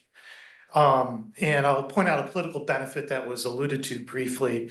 My anecdotal sense is some of the strongest resistance to electrification in the Bay Area Air District rules are from the San Mateo coast. So providing this benefit, I think, could be very significant. The rule that would basically make it nearly impossible to do new gas furnaces is supposed to come into effect in 2029. Wouldn't be surprised if that got delayed. Having something like this in Half Moon Bay and Pescadero would be helpful politically. I had two questions actually. One is, it looks like in each case you're thinking about a single site for solar and storage. Has there been any consideration of distributed solar and storage, especially because PCE is planning its own VPP? There could be VPP participants in those two jurisdictions. Could that possibly feed into and support this microgrid, even as an addition to what you're already planning for your solar and storage? My second question, which might be a little bit tangential, is Ann Arbor is planning its own kind of, they're calling it their own utility. It looks kind of to me like microgrid. I'll confess I don't totally understand it, but I don't know if you all have any comments about that and if this is related to that or not. Thank you. I can do the last one quickly and then I'll pass it on to Ross. I'm not aware of Ann Arbor, but I'll check it out. Yeah, thanks. Ross, do you want to speak to the behind the meter load question? Yeah, so he had asked multiple solar siting and multiple interconnections. So we're open to any and all options, I think, as we start to vet out what sites are feasible. The longer answer to that is it becomes expensive. We are connecting at higher voltage. It's 12,000 volts at the distribution level. We need telemetry, what's called SCADA control systems. It would require, 2 sets of inverters, 2 sets of battery energy storage systems. So by virtue of having one solar and battery site and one interconnection, we are able to really reduce our project costs. So again, while I think currently at this juncture, we're open to any and all avenues, the path of least resistance from a cost perspective would be to have one site, one interconnection, one monitoring system, telemetry, so on and so forth. And then we could do behind the meter solar. Unfortunately, the only thing it does, it reduces the load that it has to be covered, and PG need to currently specify the system size if they use historical load. So we're specifying the system to historical load. If we're now installing behind the meter in the future load will be reduced, but it doesn't help us with the design of the current system. Does that make sense? Yeah. The other thing to add is that this microgrid, when it's a normal day, it's just going to provide local, it's still going to be producing solar energy. It's going to provide that energy locally. It's only in the event of an outage that we go into what we call island mode, and that's when we truly are off grid. So it's not operating off grid 24/7, only in the event of an outage on that feeder. Then it goes into off grid mode, only serving those facilities within the microgrid boundary. I would like to. Get on I comment. did receive a public comment by email. Please. I'll go ahead and read that into the record. This is from Eduardo Pellegrini Lopart. Greetings, I am unable to attend the November 6th CAC meeting, but I just checked the presentation slides and I'm very excited for the possibility of this project. I remember Yana mentioning front of the meter project some time ago, but to be honest, I thought it was unlikely to happen. But this project seems very feasible. My congratulations to the team and I hope it turns out to happen. Who was that? From- Eduardo. Oh yeah, Eduardo Pellegrini Lopart. Eduardo. Are you open for a motion now? I am, but I was gonna make one. You wanna make one? No, I mean, before I make the motion, because I don't wanna. I can make the motion. I have a proposed language. Can I read it? Here's what I would say, then you guys can rip it apart. Due to the enormous benefits to the community and the mission of Peninsula Clean Energy, the CAC recommends the board approve the staff recommendation and explore undertaking both projects, even if the MIP funding does not fully materialize. And that last clause is the part you might not agree with, but that would be mine. That would be what I would suggest as a motion to make. Will you email that to me? I can. And then I'll put that up on the screen. I can't see anymore, but I will try to email it. Was there something significantly different from that you wanted to suggest? I was just going to recommend the CAC endorse the staff's recommendation, very short, sweet, and simple. I guess I'm not opposed to the idea of pursuing both, but given, as Michael pointed out, this is obviously a humongous undertaking, and I think even just getting one of these done would be a tremendous proof of concept, so I'm not stuck on that. I'd love to see them both happen, but I I'm just want not. to suggest it's maybe our last act. I thought it might be good to make. Make a big splash. To be even bolder maybe, but I agree with you. So again, I said it, Vanessa, I don't know if you got it. Yeah, just to make sure that you all understand, so just to give you a sense of cost, right? This could be for Pescadero around 9 million plus future 2027 costs, let's say 4 or 5, like. It could be easy 15 million for Pescadero alone, Half Moon Bay would probably be more than that, so we're talking 35, potentially $40 million from PG&E's coffers, just saying the numbers out loud, Yeah. That's over a 5-year period from design to implementation, right?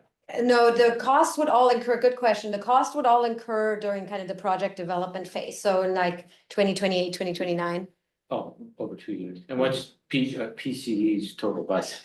Yeah, so I don't have those numbers on top of my head, I would have to look up, but I mean, our biggest program over 5 years is $24 million, right? That's the home upgrade program, I mean. We're talking really, really big numbers here in a time of upcoming financial 2 years, right? Yeah. financial difficulty, so. Is there? I would love to do 10 of these if I could personally, but I also, we need to be realistic. Is there like any state funding potentially for this? So Let's say there's- we got 2, right? There's other grant opportunities for sure, like once we have, like, that's also what I'm excited about, once we have the proof of concept, like PG&E's working with us, we'll develop a proof of concept, like proposed system size and all that. We can quote unquote shop that around to other grant funding opportunities in the future, for sure. But yeah, so don't wanna rain on the parade, to say it informally.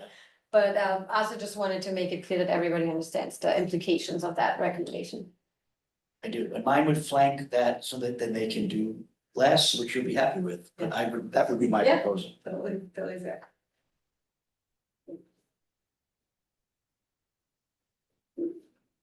I realize it doesn't say what we're recommending, but what are we calling this? What is the proposal called? The microgrid? Match explanation? funding, PCE match funding for the community microgrid. Yeah, that's right. staff information on the match funding for what For, Donna just said. on the match funding for the MIP projects or something, yeah, we can find that, find it. I would also add to the, and if both projects, even if WIP funding does not fully materialize with alternative state, local, whatever, grant funding.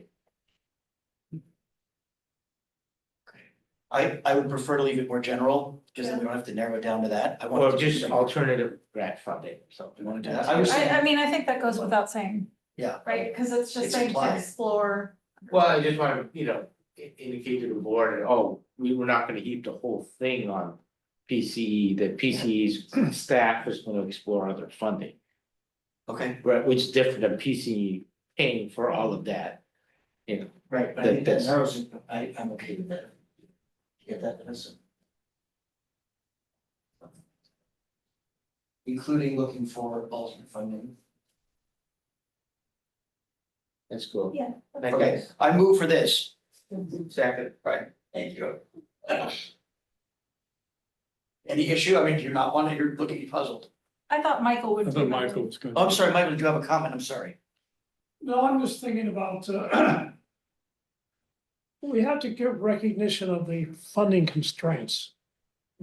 So I think maybe if funding permits or something like this, I don't know. But I guess that'll just happen I naturally. would suggest that that will happen as a Yeah. result, yeah, go ahead. I was thinking of him making the motion. Robert, I would agree. Michael, I remove my motion. Would you so move? No, I want to vote for this. We worked so hard on it. I was gonna suggest we call this the Michael Oh, Clausen come on. recommendation, but I. no, I'm happy the way it is. You don't want to make a motion on it? I'll second the motion. Remy, are you okay with him seconding? Yeah. All right, all right. Should we take the comma out after CAC? Where? Yes, remove the comment, yes, I wrote it too, yes. Forgive me. I said it to Kathleen, I said this to you twice, trying to send Vanessa, because that's how I'm doing it. And So I it's apologize. due to the enormous benefits to the community, right? Is that? Oh, yes. Okay, thank you. I've continued my trend of Sorry. not putting in the proper grammar or language. Okay, I will remove for this with Michael's second, Right. Remy's third. I would like to take a vote. Okay, should I do it name by name or? Can we does anybody have an objection? Okay, so let's do it just a big general, Okay. vote, okay. Okay, all in favor? Aye. Okay, all, any objections? Abstentions? Okay, All the right, thank motion you. passes. Thank you. Right. Okay, wait, now we gotta do the rest of this, okay. And thank you guys, both of you, thank you, Yeah, Ross, that thank was you, very Anna, for good. presenting. That was fantastic. Yeah. Thank you, everyone. The, Good night. good, thank you. Next is the working group reports by both Vanessa and Kirsten, please. Excuse me, marketing community liaison update by Vanessa and Kirsten. Yeah, I can start off there. PCE had a really beautiful presence at the Dia de los Muertos Day for Dead celebration in Redwood City on Sunday. We recruited 3 UCE program participants who are bilingual to come park their cars in the event, and then we helped them build out really beautiful altars to their loved ones. And our colleague Lily, whose part of her family is from Pueblo, brought in some of her family traditions, and it was just gorgeous. And so we had a lot of conversations in English and Spanish about EVs at that event. This coming Saturday, Acterra's Green at Home, electric home tours and green home tours. Again, thank you, Robert, for showing your home many years in a row now, I believe. Or. 4, It's actually wonderful. been 6 tours. I had the county sustainability department and also a board of realtors who came through. So this That's must be our right. 6th tour. All right, so yes, thank you. This is also a call to everyone to do a last minute push. I know it's only a couple days to get your friends and neighbors out to go see a green home. Friends, neighbors are your contacts, send the reminders. This is really one of the best opportunities for people to go out and actually do this. So big push, all hands on deck, get people out to the tour. Thank you.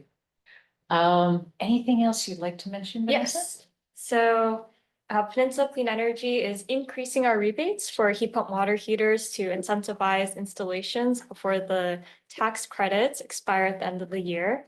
And so we're increasing that rebate from $2,500 to $3,000 from now until the end of December.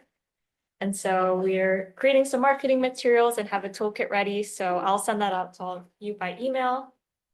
And then we also have created some marketing talking points and toolkits for talking about EVs now that the federal credit or rebate has expired, and really emphasizing that used electric vehicles can still be affordable and that you can staff lots of other programs. So we'll share that with you all and let us know if there's anything else you need. Any discussion on any of that? There's a question on the, I think the clean air part of the EV rebates, because I know I had applied for that months and months and it's still not out there. Any idea what's going on with those guys?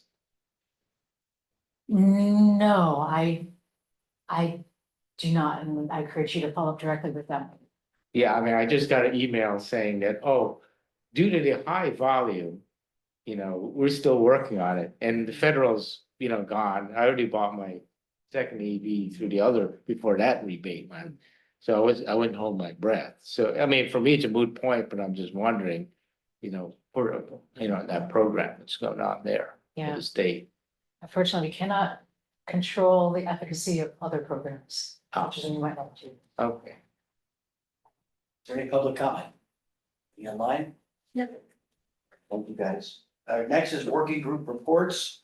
Any of the working groups want to make a report? Go ahead, John, please. Okay, so Building Electrification Working Group did not meet since our last meeting unless my colleagues met without me and didn't tell me. But I just would give an update on reach codes. So across the state, 17 jurisdictions so far have adopted some sort of building decarbonization reach code. 12 of those are AC to heat pump reach codes.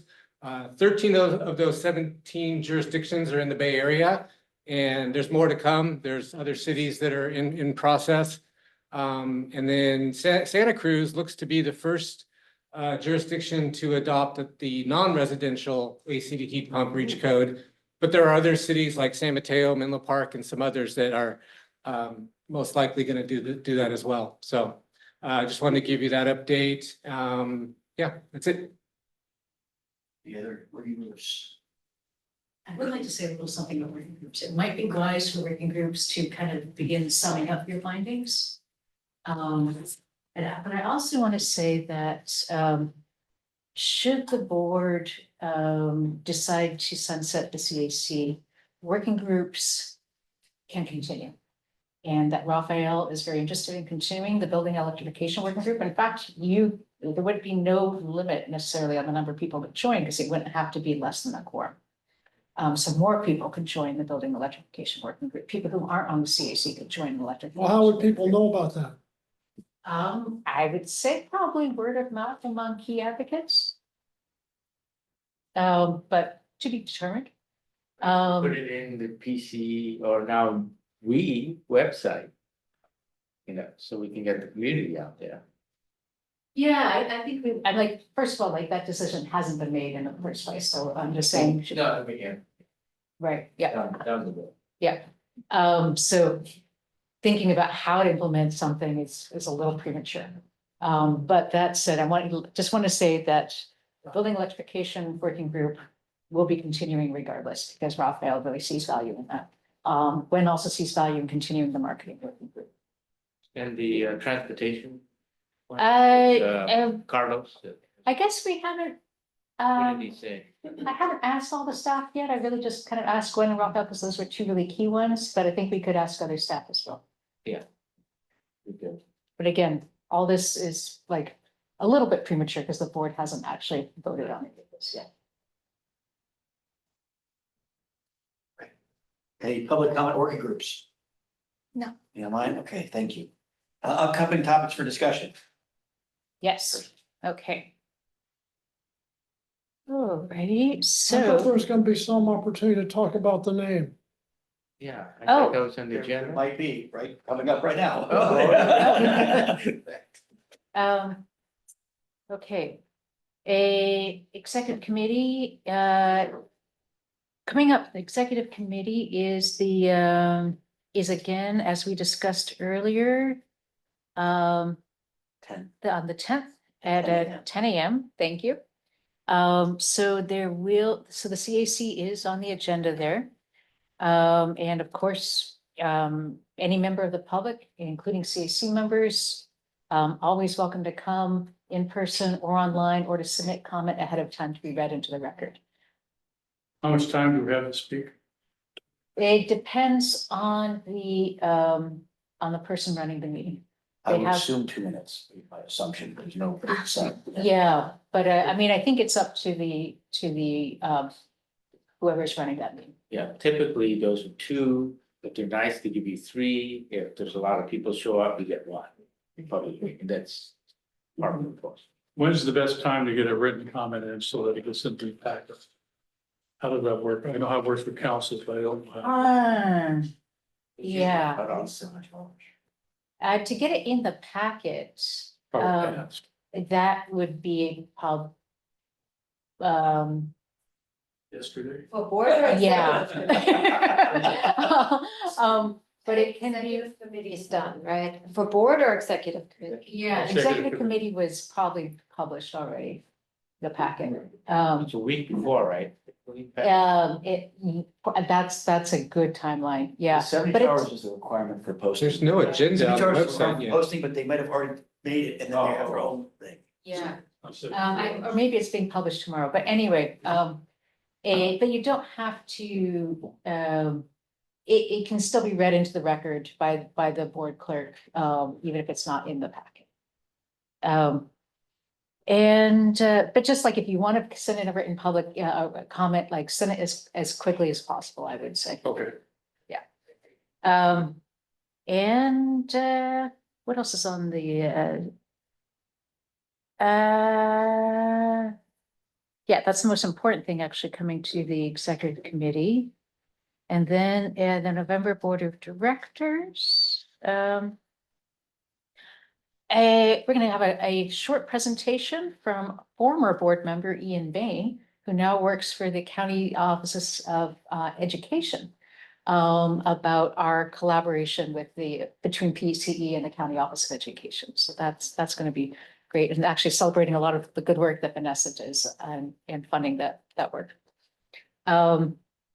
The community microgrid discussion will be coming. The strategic plan will be coming back. It was briefly, because I think it was fleshed out during the board retreat, but I think the final vote's gonna be November. Approval for a home upgrades contract, I think just to keep the program running, no major changes is my understanding. And again, the CAC will be, and the community feedback forum will be on the agenda. December. Executive committee. A review of our board policies. Energy efficiency, the same a very similar presentation to what you heard tonight, if not exactly the same. Discussion of planning for PCE's 10-year anniversary next year. So that's what's coming up next. Now, I understand that it's a little bit tricky to think about the December CAC meeting, considering we don't know how the board is going to vote yet. So actually what we have done is we have started drafting 2 alternative agendas. So if you have ideas for either agenda, the one if the board sunsets the CAC, or other if the board does not, then let us know what I should be putting on those 2 draft agendas. So I think based on what we heard in this meeting, Kristen, and I think you went to each of us individually. So to see the board is proposing the CAC be replaced with another broader committee.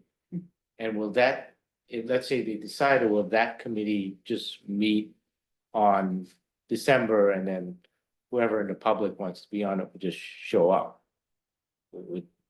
And it would be at the same time slot as CAC or? No, that's necessarily. not really the vision. or The, I misunderstand?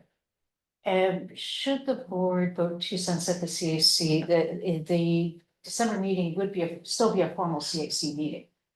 Oh, because the sunset would be in the in next Jan- as year. of January. Oh, okay, so that meeting takes place no Right. matter what. Right, exactly, yeah.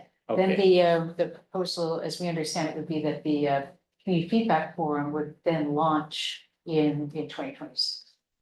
okay. So then why are we carrying two agendas for December? Now you got me confused. Because you will not be on. Well, Because we're not sunset till the next year. exactly, Recommendation. yeah, We just make it like a holiday happy hour instead of a meeting. Given that in all likelihood will be canceled, like.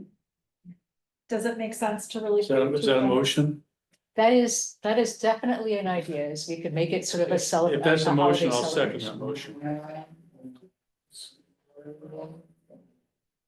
Suggestion, I don't think it needs a motion, just something. And it's not up to us, so I think, how about this, I hear that, and we set the agenda, if we don't exist, maybe the agenda will, Kathy and I can get the agenda instead of whatever else. I mean, if we meet, there are things I'd like to discuss, but maybe we can, in the interest of getting through tonight, we can discuss that. When Yeah, it's relevant. I will speak to, because it's what's coming up as an upcoming topic for the board. Like I said at the beginning, I recommend that if you're interested, you speak at the executive committee or turn something in and do the same at the board. I will be there for the board meeting, like I always or usually am, to present whatever we just described today. And I also, last time, just so you know, you can speak as a member of the public anyway. So I spoke at the last board meeting as both the chair of this committee, and I also spoke as a member of the public separately to put my personal opinions out there. I will just say, because it's a future topic, they've already, and this may introduce something for Michael to speak on, if you would so decide. I think if you go back and listen to Supervisor Spear, she made a comment during the board meeting, which I think she'll bring up again, about a fear of the organization becoming less of a community organization and more of a corporatized entity. And that her concerns were that by changing both the name and changing the mission and changing the strategic plan and by maybe expanding to other territories she talked about earlier, that there is a concern that it'll lose some of that original community and, from my perspective, environmental focus and primary focus. And so I think if you have interest in that, it's something worth talking about at a future one of these meetings. Because if you listen to what she said, she kind of crystallized some of my thinking in her presentation. And so I just think for me, it's important to go to these things and say, the reason this thing started was to reduce greenhouse gases, which we all told them 2 months ago in our recommendation, and to focus on the community, which we told them both 2 months ago and last month with a recommendation about the CAC. And I think that that's how I personally choose to carry that message as an individual, as a citizen, or as a resident, excuse me, of the community. And I think that that's something that I recommend people look at, but that is something you do as a future topic thing. But obviously it's dependent on whether we exist or not as this kind of an entity. So, anyway, does anybody else have any comments on any of this, future topics? We also have a raised hand from Jen. Okay, go ahead. Can you all hear me? Okay, just wanted to make sure that we're just staying on topic for upcoming topics for discussion, and I think we're moving on, so that's good. Thank you. I think we have one more comment, Michael. So what does that mean? And we can't, I don't know what we can Future talk about. topics. What we can't talk about. I'm not gonna, if the board decides to sunset, to fire us, I'm not gonna come to a party to celebrate that. I think we ought to not have another party if the board decides we're not worthy of being a part of the organization, then I'm not gonna, I don't wanna have anything to do with them anymore. I'm sorry, I'm just really resentful of this whole movement to get rid of this great committee that's been so, I think, effective over the years. Although I did hear from one leading staff member that the board doesn't think we're worth much anyhow. I don't know. It's pretty awful situation, I think. Robert's proposal is a good one to combine the two, but I just know that there are leading board members who don't want us to exist. That's why it's a future topic, and I would recommend you bring that up to them at those meetings where they'll listen. Okay, is there any other public comment on this, future topics? None online. Okay. Stephen, you have anything to say? You said enough for me, and I share your sentiments. Yeah. I'm a little upset. I Yeah. don't want to let my emotions get involved, but like you said, I feel like they don't want us around. They don't want to be accountable. Yeah. But I could be off. Or I could be hitting the nail on the head. I do have a question on that.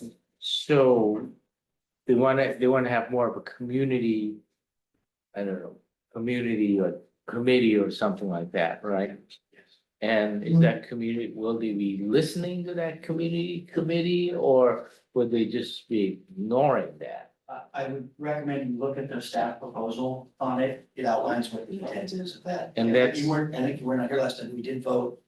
Our recommendation from our committee was to have both things exist.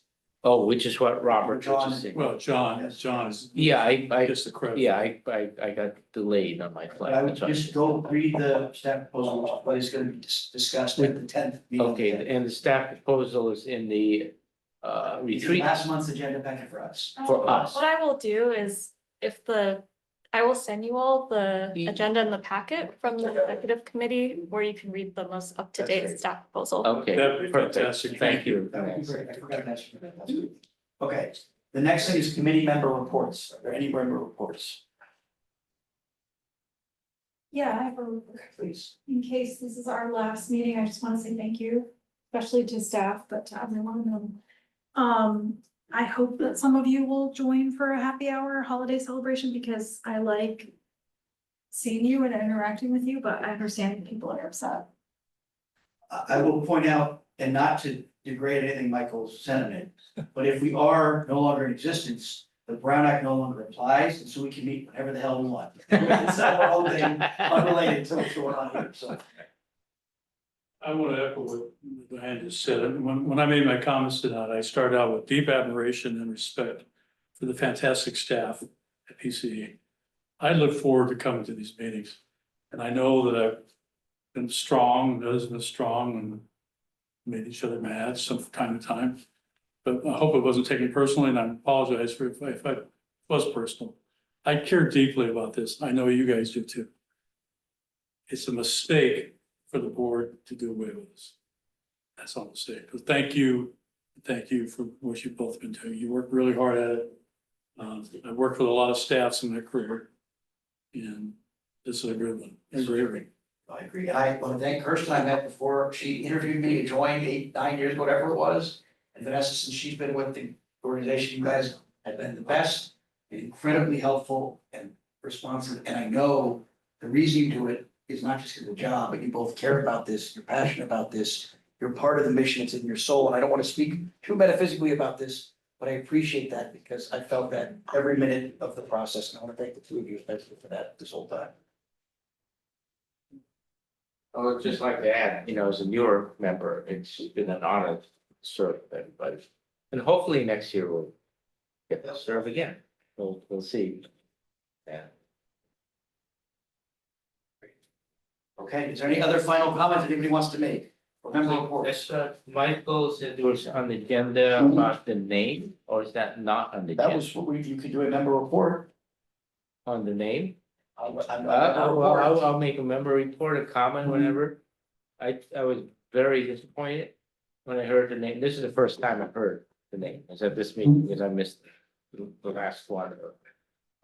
No, actually, it was decided after the last meeting, right? So, and the fact that clean was taken out of that was extremely disappointing because one of the motivations, I think, for anybody in the county, to use PCE, clean energy, because it's clean, energy. It's not gas, it's not coal. And, we're just so disappointed after all this hype and talk from the marketing team that they dropped clean. I mean, I like the idea we, because that's together, community, that's great, the acronym, and that okay. But, and then it's West Energy, and I'm just surprised Los Banos voted for it, because they're fairly east, they're more east of the East Bay. So I don't know, I don't get it. I guess that ship sailed, right? There's no going back on that name based on the board. Maybe just do a quick clarification on the Los Banos point. Also, Los Banos is not on a peninsula. So the current name does not resonate well. No, I agree we have to change peninsula, but west. It's, Los Banos identifies as being on the west side of Merced County, so actually that word resonates. oh, I did the post. okay, well, that helps clarify. Yeah. It is 9, so if you want to try. Yeah, I don't want to belabor this. I think it's a terrible name. I think you're right that dropping clean energy was a big mistake. The whole process, I don't know how many tens of thousands, hundreds of thousands of dollars is spent on this. It could have been spent much better by making a name for ourselves with exciting programs rather than coming up with this pathetic name. And I just think that it's a case of where the board, the staff pushed the name. And I don't know, I've lost my train of thought here, but I wrote a 3-page thing and sent to the board. I'll send it to any staff or other colleagues who are interested. But